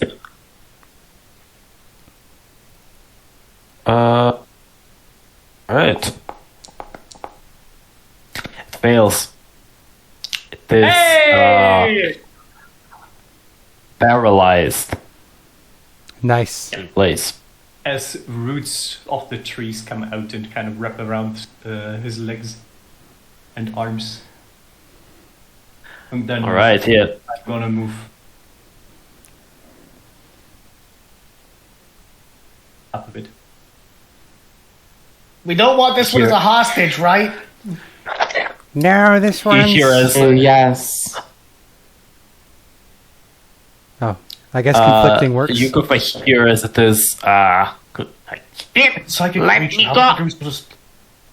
Samael. It's a psychic creature. How the fuck are we supposed to prevent it from using its psychic abilities? That's what I'm saying. So Aurethi's saying to capture that one alive. Kuffah would be saying not. We need to kill it because it's a spellcaster. So it's up to you. What do you want to do? I'm going to explode it with my mind. But it's paralyzed. You I can don't have trust an it. auto It crit. fucking psychic. Yeah, it will. That applies to. Doesn't apply to Eldritch Blast, does it? No, it's just melee attacks with a weapon. Yes, it's melee attacks. Do I have? An You will still have advantage? advantage. You still have the advantage, yes. Not prone. They're thing. You're paralyzed. Yeah, you still have advantage on it. Alrighty, this one's psychic. I don't really see that being a good idea. Alright, get 'em, boys. I'm summoning the crows to do a dive bomb. Yeah, and it's 2 attacks. One hit. Can murder Well, attacks. It's Eldritch Blast. It's 2 attacks at 5th level. I thought that you could just. I thought it was just that it's the same attack and you get multiple beams. No. It just means that you Make get a damage. separate attack roll for each beam. That's stupid. It's better that way because you can divide it between targets. Yeah, it is. It is Yeah. not stupid. It is Both a direct hit. upgrade. Both hit. One is 1 damage. Hey, The other one is 8, so it's 9 total damage. You see as it is incredibly hurt as both of them slam into its back. I'm going to walk up to it with a mace and take its head off like a golf ball. Right, it is now its turn. Not recharge the psychic thing. Let's see if it can escape the Paralysis. paralysis. Fuck It you. does. It is though the end of its turn. So, Arthur, Yes. it's your turn now. All right. I feel like for the staff it would make more sense if it was Firebolt. strength based, since it would be more breaking away the veins. No, Fine. I shouldn't have tried. 11. It fizzles off, strikes the tree, breaks off a branch. Yeah, I should not have tried to roll a dice. My dice luck is ass this session. I have not rolled above an 8. You already Feels know bad. what's happening. Yep. Bonus action, TP the thingy, Yep. and strike. Non-lethally. Okay. You're a fool. I can't actually. No, the echo can then move and get flanking there. I think it's actually. It's still a bonus action to move it. So you either Of recommon course, it or move yeah. it. I've completely forgot how this character actually works. I'll have it be there because that's It's 30 been feet a away from me. while. Yeah, I think it's this. Uh, No, that's attack. 40 from you. That's 40 from you. Is it?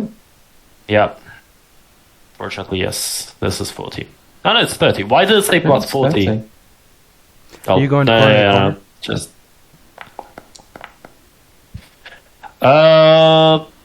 21. It had 3 HP. Well, unconscious. Yeah, she was because going I flat said out. yeah. I said non-lethal. It is currently knocked out. Okay. How do you do that? How do you knock this goblin unconscious? The echo will appear behind her, and literally just like plant the butts of the hand into the back of her neck. All right, Just Sounds- knocking her unconscious. sounds great. Can I, unless we're leaving initiative, can I make a perception check just Hello? to look around for more people? Sure, you can. 'Cause I do not trust that these are all that there Hello? was. Oh, Go for it. This would be an action, but could I potentially It's okay. cast guidance on myself while you look around? Perceiving? No, not in this case. Not in Okay, this fair case. Fair enough. So it's still next. Don't Oh, need I don't need it. That's 23. So yeah, I stand up from prone on my turn and I look around for any sign of other people. it. No other people. Okay, I breathe a sigh of relief, We are out of initiative. and then I walk over to the goblin spellcaster, and I put my mace over her head, lining up a swing like a golfer. You see as their eyes get rolled back, they're on the ground, completely fucking unconscious. Yeah, Kuffah's Unmoving. shivering and shuddering, but she's preparing to knock this thing's head off. So yeah, it's up to Abby if she wants to intervene. I think Abby had to I think step away she's for a call. okay. When you go there, Menaali would already say something. You can't just kill him. Why? We defeated him, right? He's our prisoner. That is. I don't know how this whole war thing The works, horde- but it's, The horde doesn't seems take very prisoners. inhumane. The horde doesn't take prisoners. They take sport and food. Yeah, but Horde we are not doesn't- the horde. Just because Just because they are bad doesn't mean that we will stoop to such levels as well. The point is that there is no way that this creature will cooperate with us in any way. They don't respect life the way we do, not even their own. She would rather chew off her own arms than to talk to us. We just need to kill her. We won't get anything useful from her, and if she has a way to communicate telepathically, we're screwed. It doesn't matter if she will cooperate with us or not. It is not okay to just murder someone who is unconscious and restrained. If she had a way to communicate telepathically, she would have done so already. Yeah. Can I make a history check? What do I know about this? I saw her using psionic type stuff. Mental blasts. Give me a history check. It's gonna be Disadvantage pretty again? hard to see. Oh, okay. No. Because you're kind of trying more to be, it's not a random thing, it's more fun. That's is the the lowest third thing natural practice? 20 on an ability check so far. It's a 19. So what I'm thinking is I saw her use a mental thing. I know that there's some amount of telepathy that's available among higher levels of the Horde. Would she have something like message or sending or telepathy? This one, to be honest, looks a bit too weak to be one. You've heard of like goblins blessed by the goblin like Maglubiet and whatnot, and like goblin gods. This one, to be honest, seemed very much like a classic ambush party, like a scouting ambush party. Okay. Nothing. No, you do not think that there is that. But then, thinking about all the psychic stuff and everything, you remember that because it's a natural 20, I'll give it to you, the banner. Okay. Who does the banner belong to? Who does the banner belong to? And remembering kind of makes you shit your pants. Oh, nice. Why? Does not belong to any goblin chieftain. Well, it belongs to a bunch. Because the Horde, it acts under not exactly one mind flayer. Yeah. It's a council, let's call it like that. Okay. You remember the banner of this one? Like, they have a bunch of people under them, and this is kind of the banner that they are recognized by, that people bring into battle. So whatever is the banner of whoever is leading this pack of goblins, you were not communicated. Okay. But who is the actual mastermind behind this? You would know them by the name Velgild the Three-Eyed. Okay, I'll need that in a second. Yes, I'll give you a Vassal name. Three-Eyed? Was that it? No, Velgild Velgild the Three-Eyed. I remember the vision we got at the beginning of the session. Yeah. The 3-eyed land flyer. I think this is. You would Oh, that's know a stretch. Yeah, that's a Okay. stretch. What you would know about them? They are very old. They're one of the actual founders of the Horde as an organization. You Okay. know that Velgild lived for a while on the material, on the surface. Kind of. They lived under a city.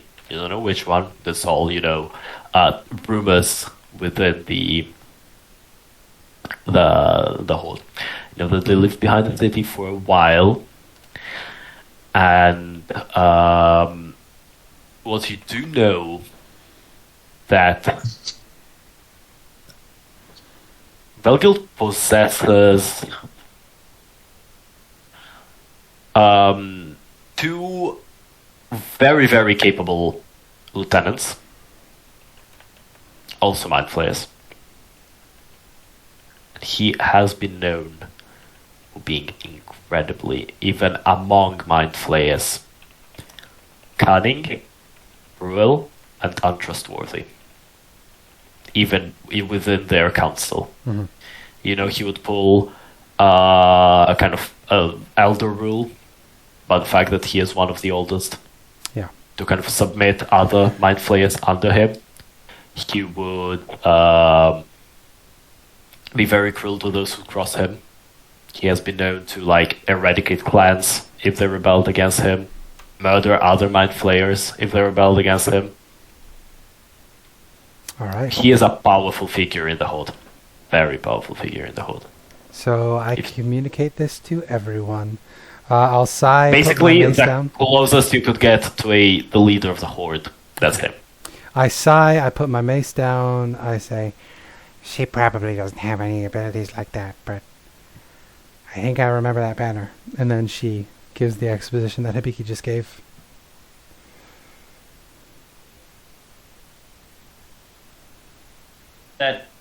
That's bad, right? Oh, very Like- bad. Like bad. We don't want to fight them. Seems bad, yeah. We couldn't take on one illithid, let alone 3. Maybe It's one. unlikely we'll encounter them. He wants to be doing the grunt's work. No, but if they're here, which, if they're flying this banner, that would imply that he is at least, or at least a lieutenant is,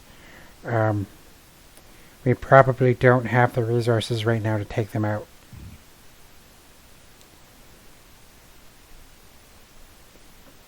We can But take at a the look. at the same time, Kuffah, mind flayers do not like going to the surface. True, but we know that I'll tell you Delegate that. has. He has lieutenants. He has also straight up other mind flayers underneath him. Okay, Kind of so what listening you're to his saying commands. is it's probably not mind flayers up here. No, he has let's say it like this: in the entire horde, Valgil probably has 20 other mind flayers under him Okay. who listen to his commands. He is a very influential figure, basically He's probably not out here. a politician. He is probably not out here. If Okay. anything, it's probably some kind of clan that's out here on his behalf. Okay. My apologies, I misunderstood. But it is on his behalf, so it's still gonna be a dangerous endeavor. So in that case, my argument for not doing this, because Kuffah is in her coward arc, she's going to say, even if they're not here, crossing Velgilt, he'll chase us. He has resources to come to the surface where the other Horde members do not. He knows things. He knows people, influential people. If we cross him, he will hunt us, and I trust his ability to find us more than I do all of the lords up here. We already have some quite powerful enemies. Not ones What's that one can more? eat your brain.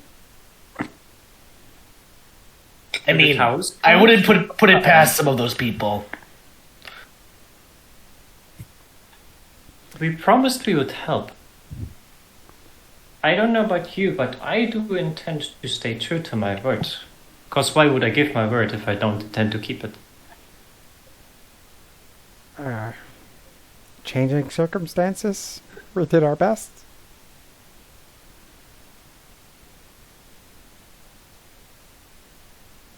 Can you describe these mind flayers to me? How are they? Have you ever seen a cephalopod? I think I described them last session. You But, gave like, a five. general idea of them. Yeah. Yeah, but I'm talking. I'm sorry. I don't mean Imagine, visually or abilities. I mean more personality. Yeah.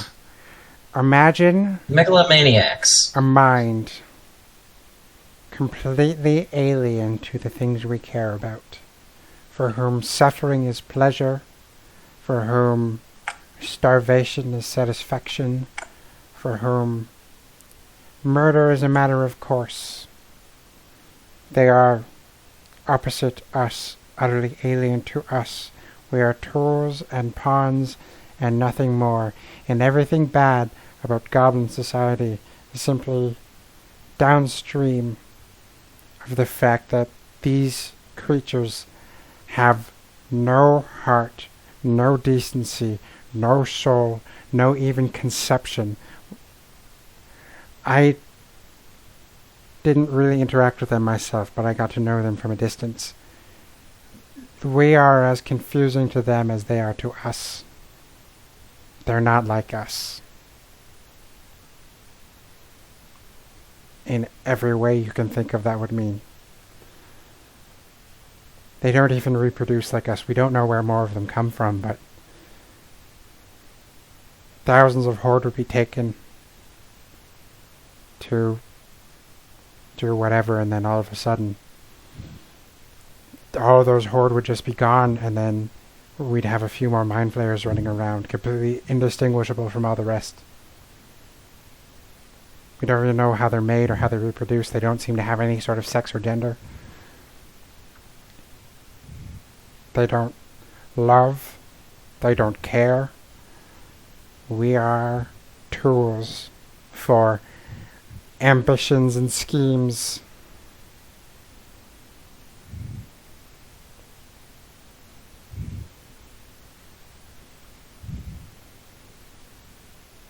I have an idea what I could say, but I would like to ask you, Hibiki, if Menaali can make an insight check trying to decipher the nature of mind flayers, if it would be a reasonable string of thought that they would not care about us having stopped the group, but more about the group failing in doing what they were commissioned with. So basically, you are trying to ascertain if the wrath would fall on the leader of the group or on you. Yeah. If they are the kind of, oh, you stopped one of my groups, how dare you, I take it as a personal offense and now I will shoot and crush you. Or if they say, you failed me, I gave you this task, how dare you fail, and being stopped by some adventurers. Sure. Give me an insight check. I will set the DC at 14, but with disadvantage because it's still something. Yeah, very it is useful. incredibly alien. I'm also not amazing at insight. Nope. I'll set the DC not too high. Oh, but I managed. 12. It's very close. You are not very sure. It's very close. It might be both, but you're not sure. It wouldn't make sense to be, both. It's a very thin line, but you can't really come around to think where it is. But from what Kuffah told you, most probably on you. From what she told you, you get the idea that they might be very vengeful. And I could also be wrong. I'm totally cool with my Kuffah being a bias source. You don't have to roleplay. I think he doesn't have to roleplay Elthid like that, obviously. I'm gonna look at Kuffah and Aurethi and say, I'm pretty sure that with that hit, this one is not gonna get up anytime soon, right? And even then, you're looking over them, right? That is like more directed towards Aurethi. Say that again, sorry? They likely not wake up in like the next 2 minutes with how hard you hit them, right? I don't know how. Probably at least an hour. Okay. May I consult my magic with the ritual to see if it is a good idea to try to stop them or not, to see if it can potentially give you some, how to say, peace of mind. And that is more directed towards Kuffah. Ooh, I can ritually cast Augury without using a spell slot. I was going to do exactly the same because I haven't actually prepared for today. In that case, You can both do it. I watch you You pulling can out both do your knuckle bones or whatever, and I'm like, oh, that's actually a great idea. I just recently learned how to do this. And I'm going to pull out my gem inlaid knuckle bones. You should both ask subtly different questions. Yes. I don't both ask the same question. Also, I would argue that mine are different. Also, funny thing, I actually use components instead of spell focus. Oh, actually, that's a good point. Hers is likely Also because you need to use components. Yeah, this one specifies that it's... yeah, this gold one piece is special. value. Could I just have hers those, would or be- do you want me to remove the gold piece value from our inventory? I thought you said yours doesn't use components. If it specifies a click gold off of piece, if it specifies a gold piece value, you still have to. Oh no, that's only if they're consumed, isn't it? Yeah. No. Even if they are not consumed, something like Yeah, Chromatic usually Orb still if it requires you to have the specifies a item. gold piece value, you have to have the item. something that would be worth 20. Were you in a town in between all of this? Big question. When We you were were in- level 3. Yeah, you passed a couple of towns when you were in level 3, and I remember you going out for spell components, and I did ask you. Retroactively, I'll give it to you this time. Okay. But do remember Without fully, charging yeah. us gold pieces? No, I could have charging also you, of made course. them. 25 on piece. Okay. 25 a piece. What's So the feature that's gold, giving you? What's 250. the feature that's giving you this, Spencer? oh, it's not. It's just in my spell list Oh, as a cleric. Yeah, it's cleric has clerics and druids have it. Generally, if a gold Mena- piece value is specified in the material list, You, have to you need get to it. like to really buy something or I find thought you had a feature that was letting you cast it without components. Oh, no. In which case you wouldn't need the sticks. No, it's not innate. It's on my spell list. So yeah. Yeah. Who's watching the party inventory? Is our gold in the party? All of you. I'd say all of you. Yeah, there is. So it's if it's 25 gold a piece, so it's 500 piece. silver total. So it's 500 right, silver yeah. total. You have 1900 silver. So Okay. I would Where- argue that Menaali would have had some because this sounds like a It's thing. Because she already had it when she went to the continent, right? And it is like stuff like what does it describe this? Especially marked sticks, bones, and similar tokens. So for her, it would likely be like carved horns from animals to grove, like little runes that she carved into pieces of old wood. She did come to us at a higher level than we started at, which means she could have theoretically had this on her stuff. sure. You know what? Yeah, sure. Okay, in that I case, don't mind also paying for it if necessary. I'll just but I knock feel off like the 250. these So we're ones, down. it would be reasonable to have outside of monetary value. We're at 1680 silver now. And 15 gold. Okay, so what Top of what that. questions are we going to ask? Where we roll the How does each of yours augury look like? What do your little things look like? How do you cast it? How do you do your augury? Let's start with Kuffah. Kuffah, how does your augury look like? I like the idea that it's human knuckle bones, but human knuckle bones of people from various walks of life. So one of them, we'll say they're all the pointer finger, because this is a spell about pointing to something. They're all the first bone from the pointer finger of people of different walks of life. So one is from a thief that got hanged, one is from a priest, one is from a farmer, one is from a politician, that sort of thing. And yeah, they've got little gemstones stuck in them that identify which is which for different colors. So I have a little skin sack of leather that's not human leather, and I give it a good shake, and then I untie it and I dump them on the ground, and then based on the orientation I can determine whether it's wheel woe or wheel end woe. Kuffah. Before you get your answer as you're conducting the ritual, Aurethi would say to you, Kuffah, before you finish that, I think you should ask yourself whether the answer really matters to you. If this is a good idea or not. Do you really care if there's a chance that there might be someone like you in there? So That's a good one. That cuts to the heart of this. She has a point. There might be others that don't want to be I'm- part of the board. Okay. I know that if we were facing my previous legion, I would not be. All right. I would want to find someone like me. I'd want to meet my sister. I don't think you have anyone like that, but Yeah, I think she still, there could be someone who wants to get out. She looks at you, frowns, because her initial reaction is, "No, I'm the only one that could see through it all." And then she stops, and then she thinks back to all the other people that they've met along the way, and like the pirates that we bought off with money because they weren't as simple-mindedly evil as we thought. And she kind of makes a sour face, like she just ate a lemon. And she says, "Fine. I know a question I'll ask then.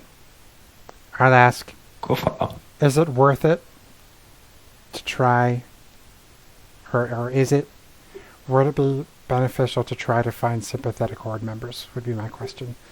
Sorry, what was your Tubiki thing? So what is the question? In response to Aurethi's thing, I would say, in that case, I might ask, would it be worth it to try and find sympathetic horde members? Okay. I will ask you a strange question, one that I will ask Mia also later. Okay. What entity are you asking this? Who Uh, are you asking this exactly? I am not asking a specific person. I am asking, I am throwing it out to the gods of chaotic good. Whatever spirit that is. I All have of them. called it Luna, but I don't, I'm So reaching a Luna, point now where I so don't, you're reaching. Luna, but Luna I don't think is an an entity anymore. I think Luna is a conglomeration of the values of chaotic goodness. So it's not a specific deity. It's just the values I have developed. Okay. I get your idea. All right. It's okay if the spell doesn't work. That is then, your. if you want to punch me in the face. So it's your questions. Mia, how does your ritual look? Menaali's ritual is a bit more. First of all, it's not like knuckle bones. It is an assortment of more arcane-focused items, like little gemstones and little runes carved into dead tree. Specifically, also all of her pieces are from parts that were not cut from trees or from animals, but that basically naturally fell off or died off. And then on the other side, she has more druidic things. So some pieces of horn, for example, maybe some animal bones, but only like some small pieces to give like more the druidic connection that she has in it. And then she arranges them in like a specific way. Maybe has like a little candle burning in the side where she burns a couple of leaves. And then in the end, she sweeps them all up and lets them kind of just roll out of her hands, and then tries to read it.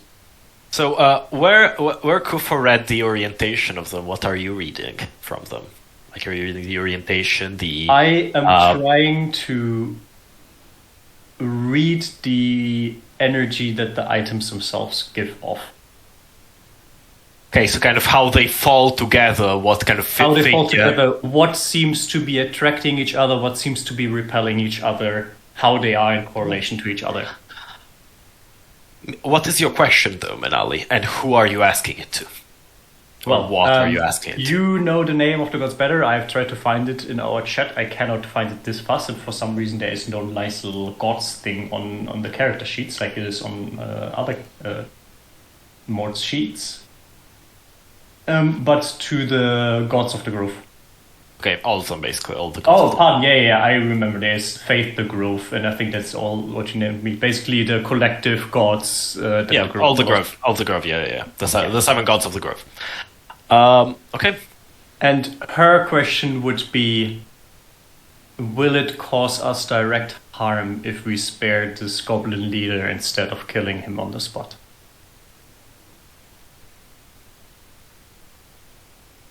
So basically, what will be the consequences of sparing this goblin leader? Would there be grave consequences for us if we spare him instead of killing him now? Her now. Pardon.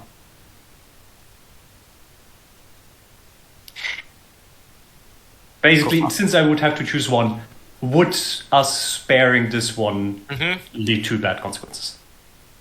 Kuffah, your bones arrange. And you see them. You kind of read the orientation, read them. I like the idea that the bones of untrustworthy people are wheel and woe, the bones of bad people are the woe, and the bones of good people are the wheel. So it's just the majority of them that have their inlaid gem facing upward. That's what the answer is. Hey. Much simpler. You throw it out and they kind of roll, and then you start counting them. Mm-hmm. And you see wheel. Oh. Hey. She looks up at Aurethi and says, well, butter me up and call me a duck. I didn't think you knew what a duck was. Oh yeah, they're delicious. What a duck! It's like a goose you get It's like smaller. me, but water. Okay. Menaali, you throw your bones, and on the dirt, they your little sticks and everything on the dirt they leave. I have an idea how to distinguish them as well, because there's some things that would stand for life. For example, the tree rind could stand for that. Some of the gems could stand for that, and then some things that would stand for death. For example, the bones of the animals, or the horns. And depending on how they are, if they're like separated by stuff, if they're together, depending on that, it would be red. You let them fall, and I'll add something from me in here, if I may, on this part of the ritual. You let them fall, and as they fall, they trace an image on the dirt, basically. The image itself, you see as they almost form the form of a flower, which That's would good. be real. But the bones themselves, how they are arranged, it says woe. Both. So it's both. Spencer's was wheel. What is yours, Mia? Yep. What was your question? Mine was wheel, and woe if we keep this guy alive. Okay. That's enough for me to think that keeping them alive is probably useful. My guess is that they might have a way to alert the camp. Or that they will give us as much trouble as possible. Basically what Kuffah said, that they would not be cooperating, so they will try their best to stop us or to blow our cover and stuff like that. But I am willing to risk that. Perfectly honest. That's a bit of risk. I don't want to murder it. It does not seem right. Kuffah, will you please give me an intelligence roll? Because you are from the Horde. That's me. So this information given by Mia and exactly this point of thinking that Mia just gave may give you some ideas. That's a 4. Nothing? No. I'm sorry. Damn, I nailed it. You may have, not exactly nailed it, but you may have pushed in the right direction then. Something that Kuffah does not understand. As far as Kuffah is concerned, like, when you're a goblin in the nursery, they treat you all right. And then as soon as you're out of there, it's like immediate libertarian grind set in the Horde. And so Kuffah's like, anybody that's an adult goblin is going to be fucking cancer. We need to kill her as fast as possible. But she's a bias source. I'm on So Team how Kill could she- Captive, by the way. I don't know if anyone asked me for my opinion, but I thought I'd share. If she tries anything, we'll end her, but we can at least try and extract some information. I wouldn't try to eat her, by the way, Samael. It tastes really bad. No, I don't like psychic flesh. What would you like to do in this hour before she wakes up? So 10 minutes of this was your ritual. You have I none. guess we can start trying to find the way to their camp, if we don't already know. Okay, so you tie her up. Yep, I would tie her up and, like, sling her over my shoulder. Potato sack. Yep. Okay, potato sack her over your shoulder, and you start going forward. Should we pour oil all As over you- her so we can light her on fire if she ends up being problematic? I'm just gonna Damn, stare at Kuffah. you. I'm just gonna stare at you like It- dead. Sorry, stepping back into old habits. Do you You know what, Wait to Kuffah? die. We have magic. Kuffah, get an inspiration Oh, thank you. for the Horde not being exactly out of you. Because at the end, will it ever be out of your system? If we're going to kill her, we can at least give her a somewhat honourable death. She side-eyes you. They were gonna kill us in cold blood. I don't really care about being better than them. You don't know if she would kill us in cold blood? I know, I'm giving the benefit of the doubt here, but You don't really fire arrows at people if you want to non-lethally incapacitate them and use psychic energy. in a weird way they are doing their job. You sound like a Botsy.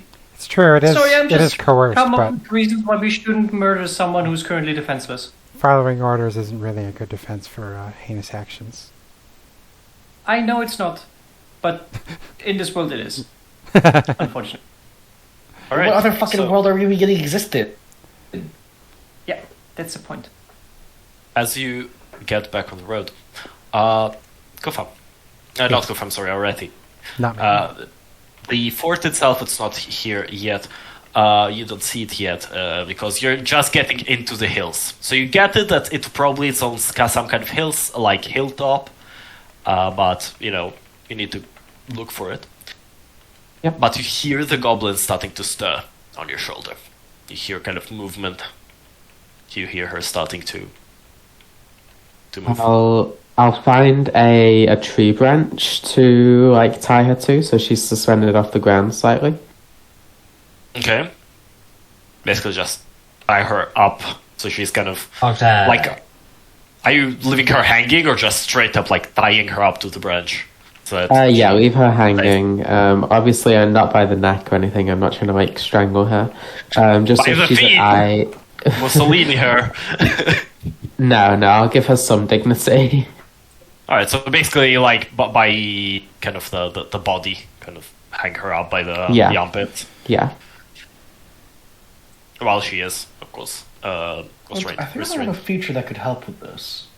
Yeah. And she speaks in Goblin. I have detect what thoughts. Okay. Yeah. Trying to cast. I also have something I'd like to do as she's waking up. Sure, yeah, give me the idea, meanwhile. Okay, I just wanted to, Who's with this? if Kuffah would let me, I just Lovely. want to grab her hair as she starts to wake up, Kuffah? so that I'm the first thing that she sees. I just want to smile wide, sharp goblin teeth at her, and I'm going to say an undercommon to her, attempting an intimidation check. I'm going to say, "You're only alive because they're nicer than I am. We will fucking eat you if you don't cooperate." Then I'm going to let her go. Can I give the help action to give advantage because I already have advantage on intimidation checks? That's actually, If you you're would be a better person cast- to make this check. If so you're casting that, could be but a help action instead? depends if you're casting detect thoughts at the same time. Not yet. Could Aurethi give the help action, and we can play good cop, bad cop? It's true. I think I'm fine. Okay, in that case, I'll let Aurethi know. I'm going to say, I'm going to try to make this interrogation go our way as best as possible. It's going to be best to establish fear first, and then you're coming as the good cop, all right? Sounds good. All right, so intimidation with Give me. advantage. Sure. I'm not great at this, I'll but count it's this. for roleplay I'll reasons. count this for. I'll tell you this. I'll count this for most of the interrogation, apart from like certain moments. Oh, it's 17! Not too bad. 17. It's not my I say skill go set, but for 17. roleplay reasons, I'm jumping on it because I don't care about mechanics right now because I hate it. 17 is good. 17 is very good. As those two go off to do their thing, I just look at Samael and Arthur like, what's a cop? Yeah, who knows? Basically, cops are a. Let me find the Brendan Fraser. It's Copper Knights. It's Copper Knights. It's a knight. It's Copper actually Knights, a yeah. knighthood order. Yeah, It's a knighthood order. it's that, the civilian policing law, part.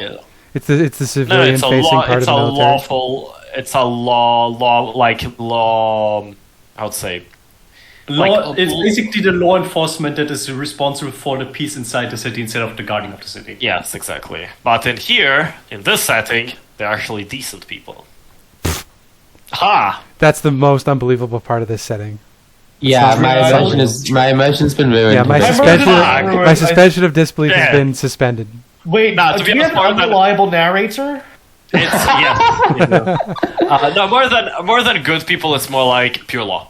That's one of those So- things about Waterdeep that never made sense to me. Like, you're telling me the watch is incorruptible and good Good. guys? I don't think so. They ride griffins around. They are definitely corrupt.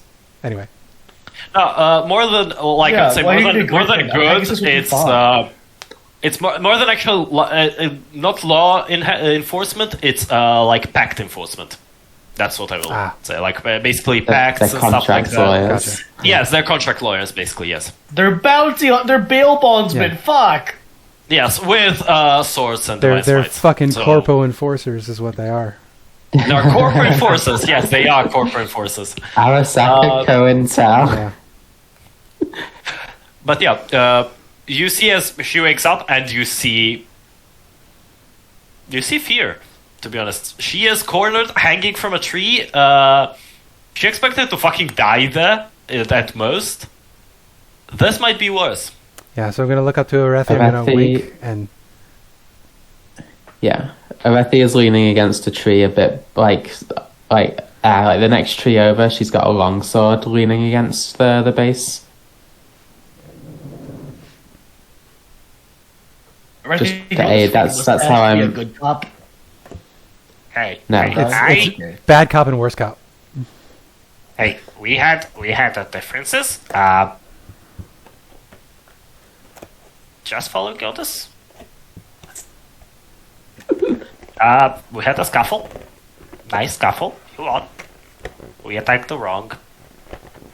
Is Kuffah starting? No, I ceded the floor to you. Okay.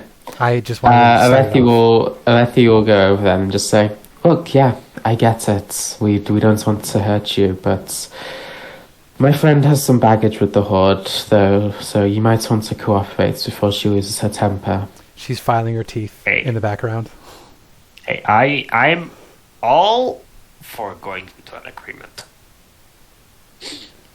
As long as I don't have any part of it, I don't want trouble with my boss.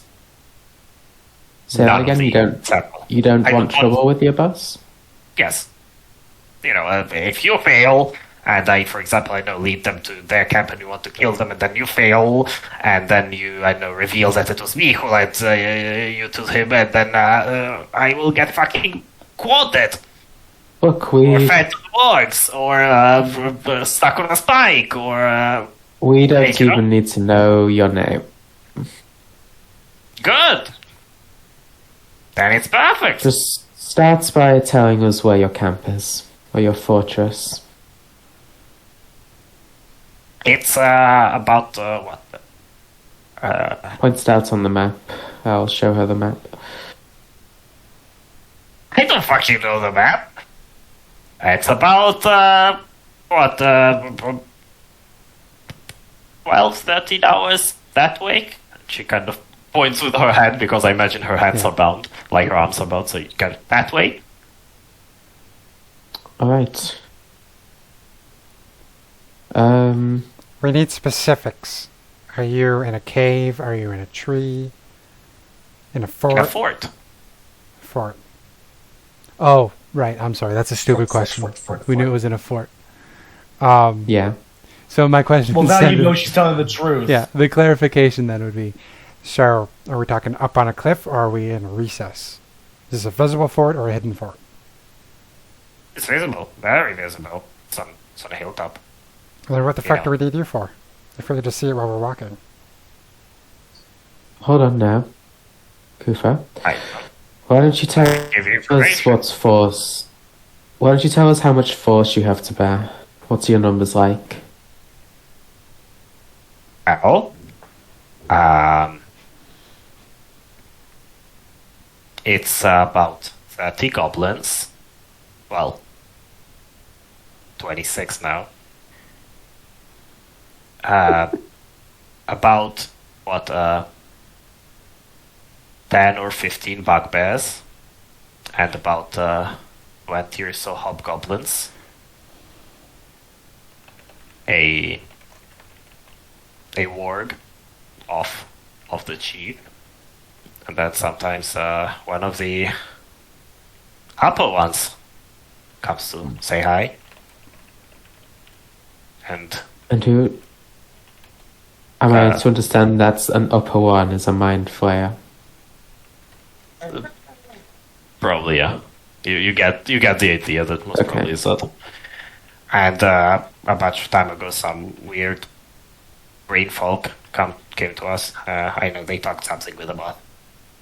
I don't know what they talked about. Green. Yeah, there When you was say this, green this- folk, you mean green skinned? Yes. There was one tall, about your height. Long hair, something like hers, and she points to with her head to Kuffah.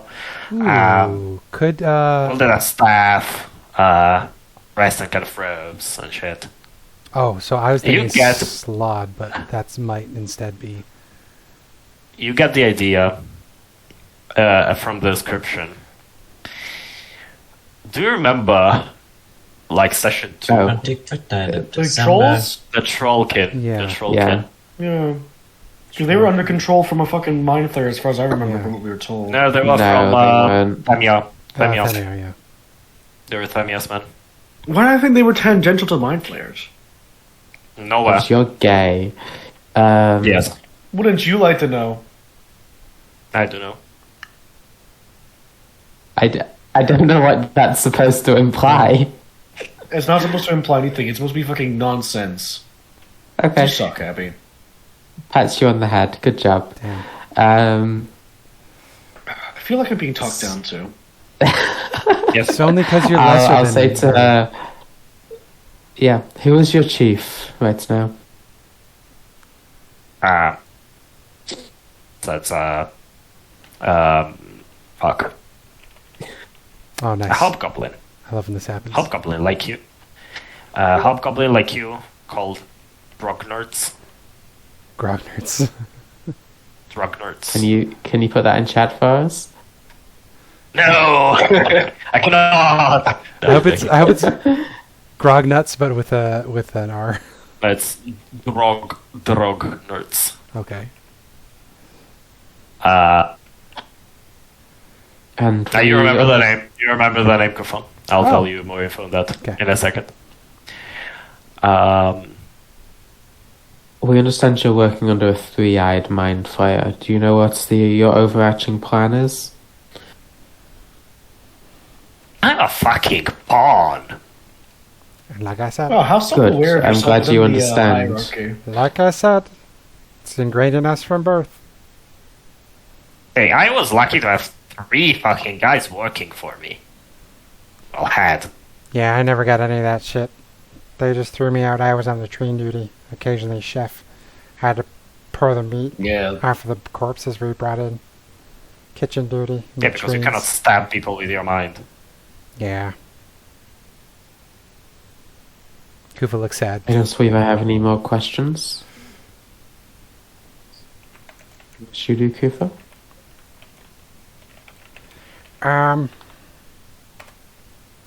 This. Oh, what does she call them? Upper one, was that what it was? Yes. Yeah.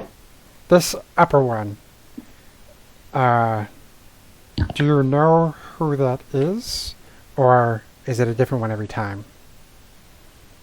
I know they're all purple and the same, to be honest. Fair enough. It was hard for me Oh. to remember their names too. They just don't look at them, right? You know, I don't want to fuck with them. They're Yeah. fucking scary. Have you seen one? Yes. Now, Yeah, exactly. Dragners. I don't know. I bet they'd be tasty. Ignore me. What do I remember One about of them Dragners? was weird. One of them was weird as fuck one time. Came to meet her, that was my sister. She was my sister. Oh, Oh I don't god. know. that's... My sister fucking died. Was it lying? I don't know! Can I make an Arcana check? Oh, what are you trying to ascertain with it? If a Mind Flayer came to him claiming to be his... what's the pronoun? Her. If a Mind Flayer came claiming to be her sister... meta, I know how Mind Flayers reproduce. I have no reason to think the goblins would know how they reproduce. So I'm trying to be like, can I put that together? Like, we know that they take slaves, and then Mind Flayers occasionally appear. Give me an intelligence, not Arcana intelligence. It will be Just flat very, intelligence. very difficult. You know that, right? It's not exactly the quickest. 11. Yeah. You wouldn't jump to that. That my automatically. play was fucking weird. Like, What- you're also... What a weird lie. They're completely incomprehensible. What do I know about Dragners? Because that will inform what my next questions are. Right, I will tell you. Also, not the most pleasant person to have against you. Okay. You know, he is a pretty brilliant warlord. Pretty feared. You do remember your clan clashing with his quite a bit. Okay. He, when you also were young, there were stories about him. Were you still in the hood? It was said that when he was kind of a young boy, on his first ever kind of raid, he got clubbed to death, basically. Oh, by a okay. mission. In the head, just straight up bonked in the head. He was left for dead on the surface. A couple of months after, he came back, and he was all weird, all magical and shit. But he has the Wonderful. magical fucking bats of unconsciousness. all magical, and on top of this, he is a very capable fighter. A paladin, if one may, basically. So he definitely got, like, towered, right? He became a weird boy. Okay, so in that case, my And question... you know, Yeah. It's a he lot. rose through the ranks real fast. Yeah. Murdered his own brother, who was the leader at the time of his clan, Yeah. and took charge. And he kind of rules with a pretty iron fist. Okay. You would know, pretty capable individual, even like on the metal part, because there are some clans that are straight up a bunch of like ragtag bunches who Yeah, just like an animal. go out Like and raid animals. chaotically. Yeah.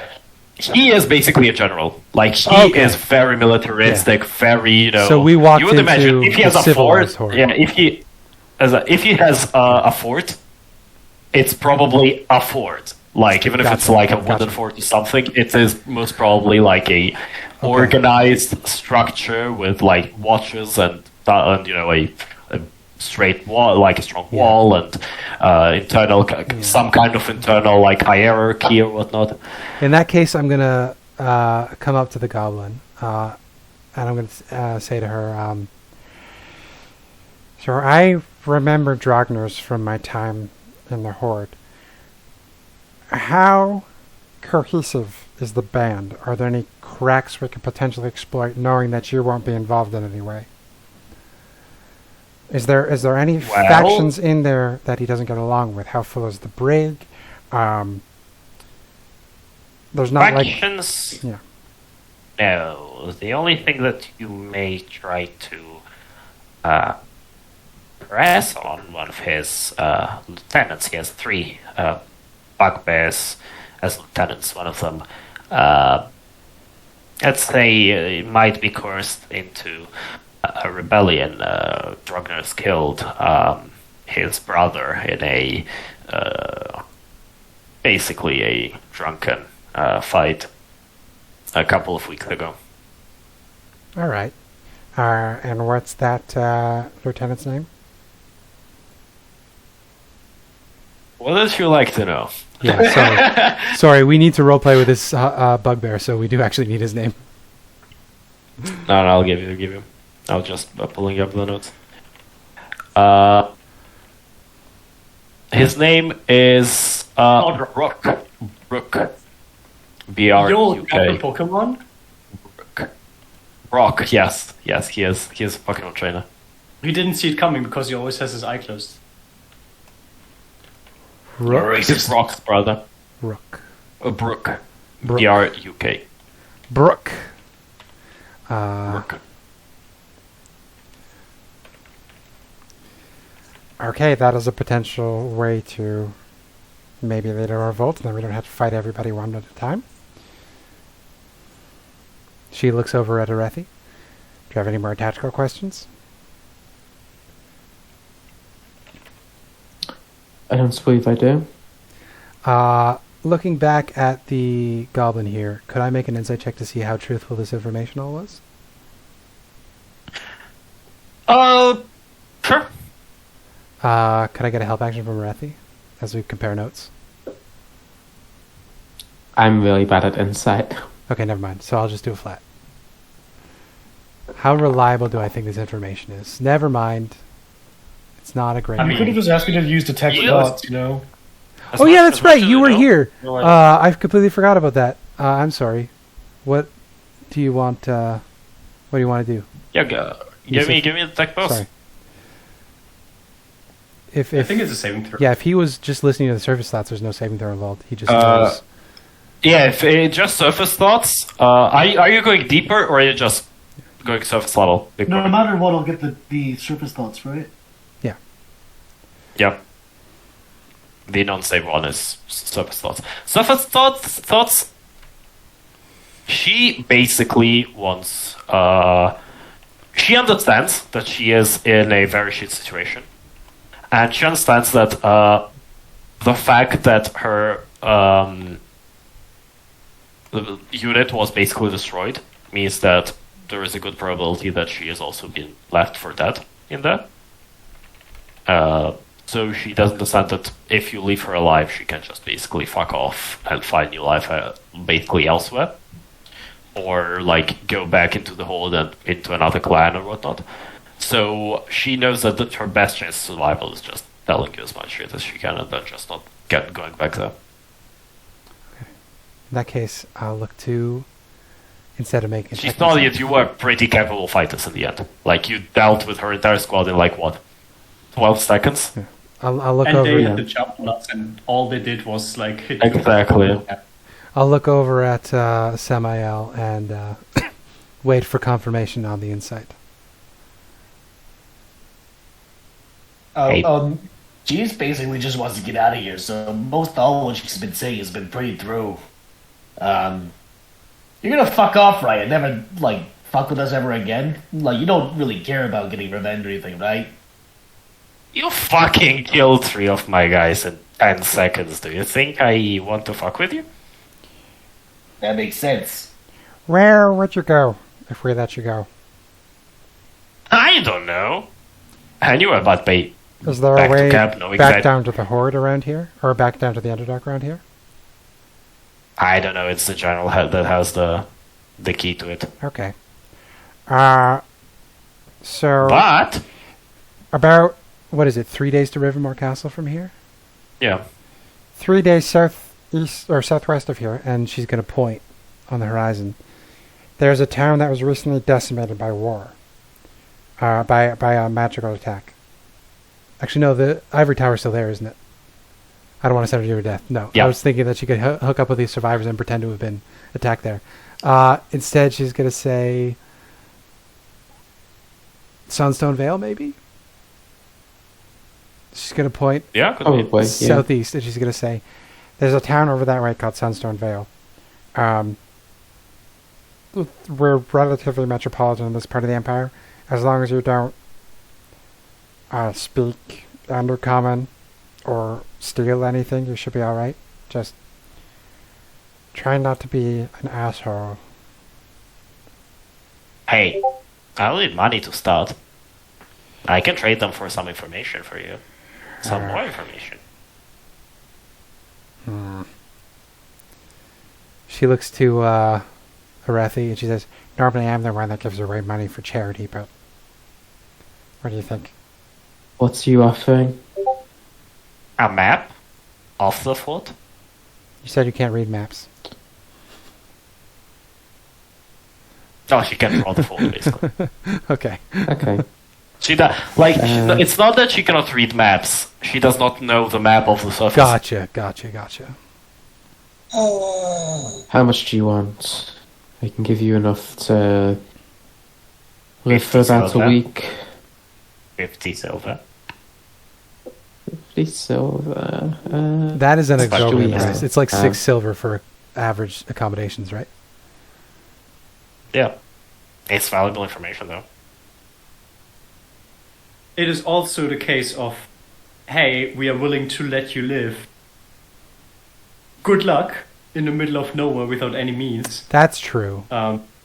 So if you want to let someone live, then you need to release them into a situation where they actually have a chance to survive. So That's true, I guess. you Kuffah just actually, I'm guessing huffs to herself. Menaali would put this in it. I'll give her 50 silver for my money. Okay. He kind of points to the fact that she's bound. I'll Still tell need her. to draw it. Free one hand so she can draw. Parchment and ink, please. I I would can guess draw it. they don't have that. Those two don't have it, so Menaali would come over and hand the piece from Okay. her. I will move you basically to the map of the fort, so Okay. she draws you, and she explains what everything is.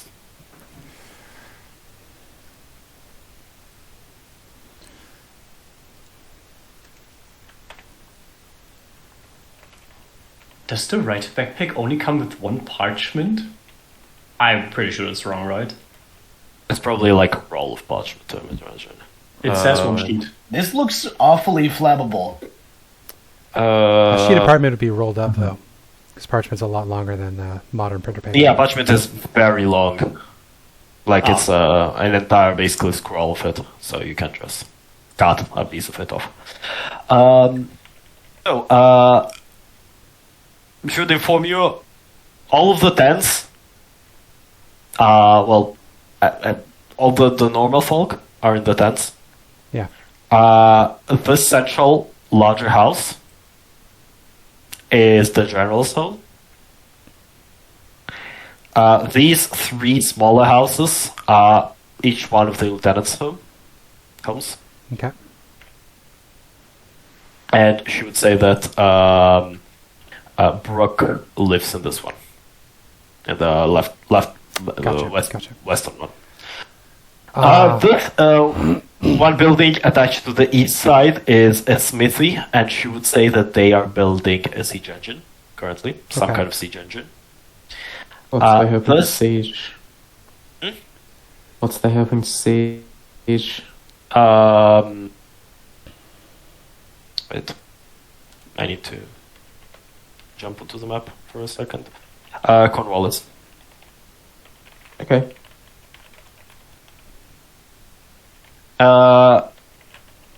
This one is kind of a food storage area. I should say that on the outside there are several cages where they keep prisoners. And they are currently expanding, building a second layer of walls. Okay. Right. The layer of walls itself is generally patrolled. More heavily on the gates. Usually there are people in each one of the towers with bows or crossbows at the ready. The little trench around it, it's about 5 feet in width, about 10 in depth, and full of wooden spikes on the bottom. The bridge itself, it's fixed. They have no way of moving it up or down, so that's why on the entrance itself there is usually larger amounts of guardsmen.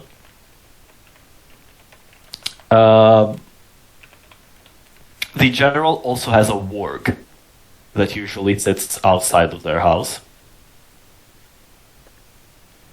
About like this area right here is where the warg lives. Oh, we should have probably asked.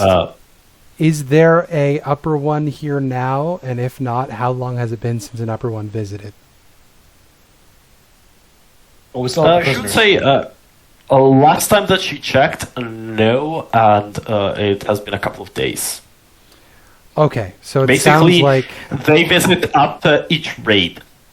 Yeah. They take part of the prisoners with them.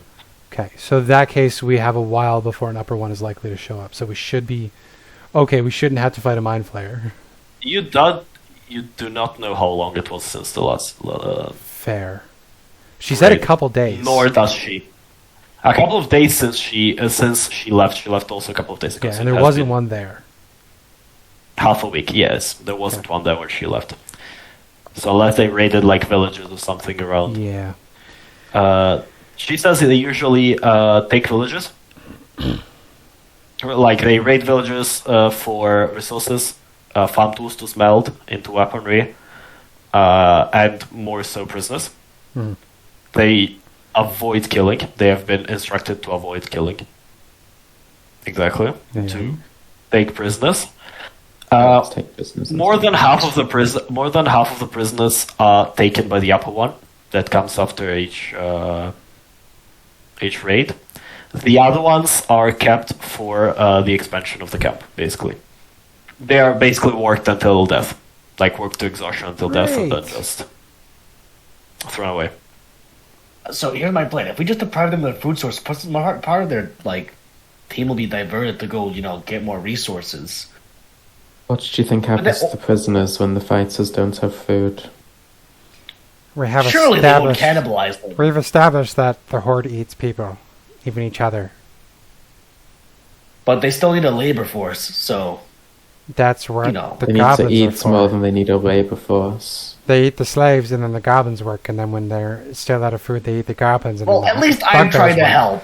And then when the bugbears can't work, they eat the bugbears, and then they go You back. do also know that basically this central well, it's forbidden for anybody but the leader.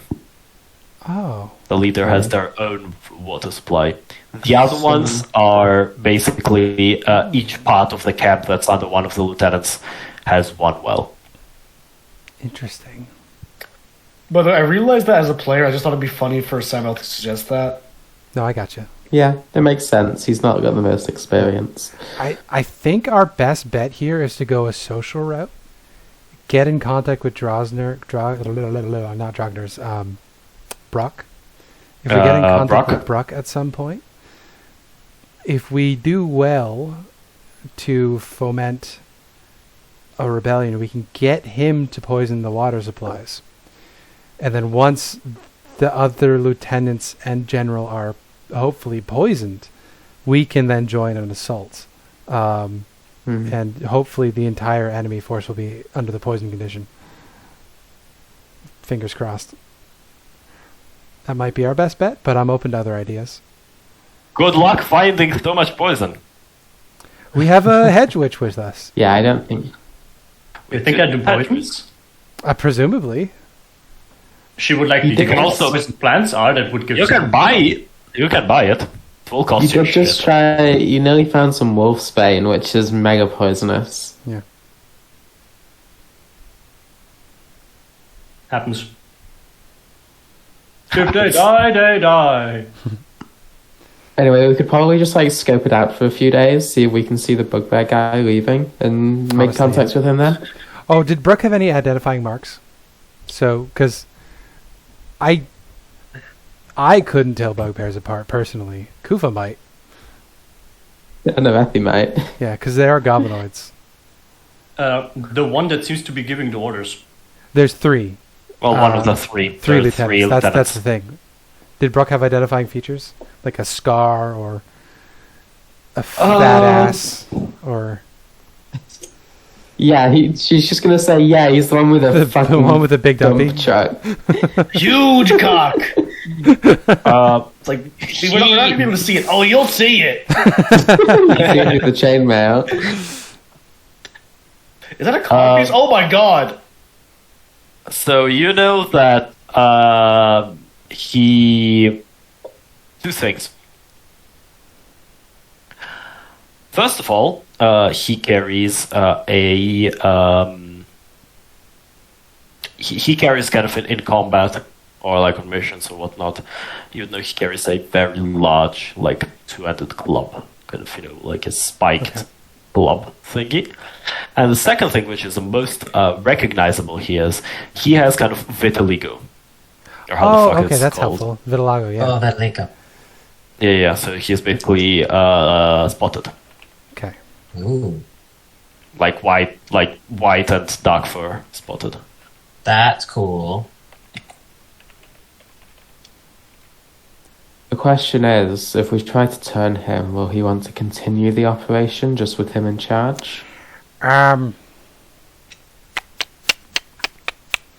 I would imagine Drogner's is probably too useful of a commander for them to forgive him being deposed. I would imagine they would want to break out after that and go raid on their own. We might need to allow a lesser evil here to let them go be a raiding party. Because I don't imagine that Brock is a good person. But if we allow them to leave, allow the survivors to leave under his banner to do whatever they want, as long as they're not under the three-eyed mind flayer anymore, that might be our best bet, our best option. There's still a threat to innocent people. We can just slit their throats in their sleeps. Slit their throats in their sleep. Well, now who wants to kill on our prisoners? That was Menaali. I do not have many qualms about that. I'm She was okay with just that. useful to us. I'm okay with that, but we should probably promise them that freedom to begin with and then hunt them down afterwards. Yeah, that's true. But yeah, I don't imagine that if they help us, they will... I don't imagine that... Oh, what the fuck is this clan, the conglomerated clan called? Did you give us a name of that? Or is it just... Oh, which one? Velget. Like the... Does no, that... it's just Velget. No, it's just Velget's. Velget is just basically the leader. If they run Velget's banner, but the clans themselves are... My impression of different. Velget's forces is that they aren't as cutthroat and infighting as what he is, but he doesn't tolerate his forces to be that way, which is why Drogners would be appreciated here, as opposed to the other places which are a lot more other clans which are a lot more animalistic. So I would imagine a mutiny would not be looked kind upon by the upper ones. Mm. So we may have them over a barrel to extort things from too, if they cooperate with us. I don't think that she would tell you, because she would be describing kind of all of the fort and how the fort works. Yeah. Because you rolled fucking good on intimidation, she rolled very badly. Also, we have detect Resistance, thoughts so- off of Samael. So Samael's a lie detector in the corner being like, no, that's not true. Also, yeah, he's making the most ungodly fucking, like, toothy smile at her. Like, making eye contact the entire time. Hey, all three of us have If sharp you teeth. if you want Yes. those to infiltrate, that should the one moment when infiltration is the most useful, like most possible to go through, but it will be the most dangerous in the means of combat if it strikes out. It's when the upper one comes after a raid. Oh, fuck you. Because not only the goblins will be 99% drunk, Yeah. or drinking, or generally celebrating, all of the leadership will be in Drogner's house. And they'll also have a mind-reading telepath with them. Yeah, I don't think that's a good plan. I'm going to be honest. But they will be. So she will tell you that the leadership is usually gathered in only Wait a one minute. place. If they're gonna be drunk, that means that there's gonna be booze present, meaning a well-placed fireball could cause a chain reaction. Booze does not explode. Yeah, this isn't Baldur's Gate 3. I hate you. I hate you so much. Why can't they just raid like It's also 100 a pre-cum? It's also a camp full of like cloth and wood, so it's very flammable. Yes, Kitty, hello. See? But Yes, it's a good idea. the idea, what she thinks the idea of raiding, of like sieging a castle, is to probably either move in there or strip it of stuff and reinforce here with stone. Because now they are wooden. I still think our I best think we bet... have enough information. Yeah, it's to get Drogners to poison them and then ambush them while they're poisoned. Yeah, I mean, if you get poisoned to poison their booze Do you as mean- well, I don't know. Do you mean the bugbear guy? Not Yeah. Drognuts? Sorry, Brooke. Yeah, Brooke. If we can flip Brooke, he can poison them, giving us an advantageous time to attack. And then also potentially anybody loyal to Brooke would be fighting on our side against the other goblinoids. And then when the dust settles, we'll just kill all of them. Yeah. So we need to strike a deal with Brooke. Yeah, I Is think, that- I think Regarding that's the way. that, Also, my How augury lucky- said that was a good idea. Yes. no, going and freeing the Well, we camp. don't know Brooke Yeah, because specifically. there We might- just know that there's a sympathetic person. Yeah, Yeah, sympathetic we'll- people Which in would the be herd. like Have random- to In the horde. It would be worth When it we to seek make- out sympathetic people in the horde. when we make our attack, we'll need to offer a chance for surrender. Alright, fine. I suppose they deserve a chance like I deserve a chance. And she's like, oh, Any that should be a tenant, actually. anything else we need to discuss before we make our way to the fort? Making our I way. am going to straight up say it. can we please not have burning down the whole fort on the list of options? It'll be That feels like Plan something I wouldn't be D. able to do with myself. Plan D. No, burning people alive seems like one of the most horrid things you can do. I mean, one of them Oh, it is. I put it a lot, is a but you know they trollkin, deserve it. so we would literally have to burn that one alive to kill it. Do you know what trollkin are? We don't know if the Trollkin is still there. Oh, that's true. Trollkin was a visitor. So yeah, Trollkin. No, they're no longer there. They came by there. Oh, okay. She would explain to you. They talked, like Drognas talked to their leader. She will describe to you there were three. It was kind of there were more than three, but there were three leaders of the Trollkin that came by. It was kind of a delegation almost. In total, there came about 10 Trollkin, most regular, basically bodyguards. Three of them you saw. Now, one of them was that fire shaman that okay. Gotcha. that you saw. It's one of them was the fire shaman that you fought. Then another one. They would describe them as a very large, very tall Trollkin clad in thick plate armor,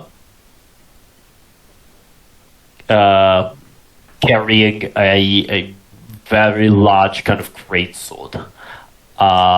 Like very large, very scary, she would describe, very vividly. Scary big guy, basically.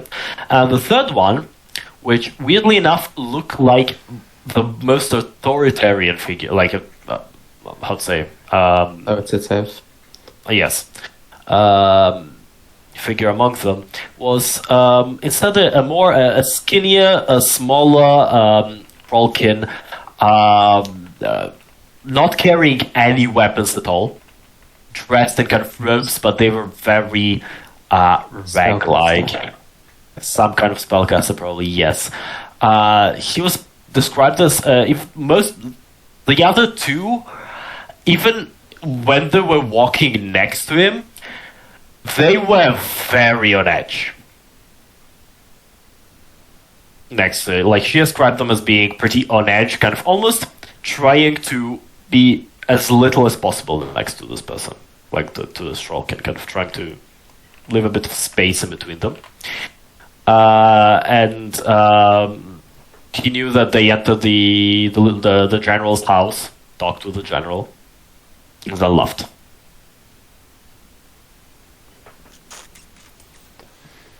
Okay. Shall we start making our way towards the fort then? I suppose so. Are we gonna kill her and take the silver back, maybe, hopefully? No. Oh. Alright. Cowards. Have some honor. Have some honor, Kuffah. Honor is not a tenet that I adhere to, Lazar imagined. Such a murder hobo. No! No, there's very good character reasons for her to hate specifically these people. Kuffah? I Yeah. mentioned this before. You are not part of the Horde anymore. Yeah. You can be better than But that. they are. No, I'm formulating it. Everybody can choose better. That's my tenet. Tenet. Still thinking through all the implications of it, but I'm listening. I'm learning. There's character growth going on in here. No? What would you like to do now, Lady Boats? There's all the information that she has for you. Again, there's a lot of information. Yeah. Even for somebody that's so low in the social scale. Actually, you know what? I'm going to roll myself a wisdom saving throw right now. I'm going to say if it's above a 10, her better nature takes over and she's going to send her off with a ration. Yay! Alright. Kuva's better nature takes over. She's going to take one of her rations and give it to the unnamed captive. She looks surprised. Yeah, At that. don't look into it too closely. I don't really want to be doing this either. It's just you look so pathetic, Right. and I don't want you to actually die out there, because we put a lot of silver into you, and I don't want it to be wasted on wolves. Get the fuck out of my sight. Right? Can't be happier to do that. Fuck you. She walks off into the forest. Time to make this goblin a recurring villain. Yeah. I don't know. Oh, we there's no don't reason for saying have that. rations No. anywhere. Where did my rations go? Did we I don't pull think we them? can It might share have been in the party rations. loot. I thought they were in the party loot too. I don't see it in the party. Are they one of your? do I have rations? I know you had rations. We in were Blood tracking Wolves. rations. We must have put them in the yeah. No, because put them in the Yusuf used to be Right. playing a druid, so we weren't tracking rations because we just had good value. Ah, yes. No, we don't have a druid. No, you We did do have have also. rations. You did have We did rations. have a bunch of rations. think I just we don't left know them where in They're the they also car. are. organic material. Yeah, but they were organic material. Oh, that's what it was. Yeah, everything got consumed by Last the time ivory you tower. snacked on. Well, you still have the Well, actually, meat. we have The pine, the pine jam. The we pine have jam. Mia. Menaali can forage food as part of her background, right? Also, yes. Not quite. She can make sure that we have basically the best camping site possible that is as secure as it can get. And I can get enough wood for a fire without any trouble just while. Shit, walking what have we been through doing it. for food? I might not actually have rations to share then. But it I is have 10. reasonable that I have we- 10 rations. I Aurethi think. has 10. Aurethi does have 10. I got Aurethi your also has ration. a bunch of wine. Can I borrow a Yes. ration? I have about 6 liters of wine. Yes, Borrow you can ration. borrow a ration. I give it to the unnamed a captive. Okay. Sorry. I forgot. You're I must also- have put them in the cart and then they got taken by Retilo! the ivory tower. Because I had like 30 rations. Because I Yeah, bought a yeah, bunch in yeah. the first session, You then we didn't need it. Left them all in the cart, yeah. Fuck! Okay, It's fine. it's fine. So, we approach the fort and Also, then like scout for In all Brock. of this, I will remind you that you're carrying around little Kuffah as well. Oh, that's true. Yeah, that's yeah. I think Arthur's got baby Kuffah. Because that is Yeah. Yep, the makes sense. safest place to be. Okay. Would you be okay with that being babysitter, Arthur? Yeah, I can do that. Makes sense? Just it no makes- feeding the Poor- baby to your witch teacher. Yeah. Poor Merlin is even more stressed though. Merlin's being a nanny in addition to Yeah. trying to prevent Arthur from Merlin creating is Finger of taking Death. on the greater responsibility here. Merlin's in a whole like 90s rom-com 'Cause about now- a divorced dad. And the rest of us are in this fantasy Because now, bullshit. now Merlin is watching over two helpless idiots. Yeah. One of which is an infant. One is an idiot, the Yeah. other one is just an infant. Hey, Yeah. if he was still alive, Robin Williams would voice Merlin, I think. 'Cause I This can sounds see this it. sounds like a situation a Robin Williams character would get into. Right? So, as you all set off foot looking for the fort, I do believe that we can end our section here for tonight. Because it has been already about 3 hours since we started. Yep. And You sounded like a WWE announcer just then. it has been an hour since 3 hours Yeah. since we started. Alright. Group gaming, but I don't know what group gaming we should do. We should play that wizard game. Which was it game? How much is it, Abby? What's it called? It's Also, £2. I'm gonna end the Mage recording. Arena? I'm gonna end the recording. We should say Yeah. goodbye. I love Goodbye. Mage Arena. Goodbye, everyone. See you. Thank you. Bye.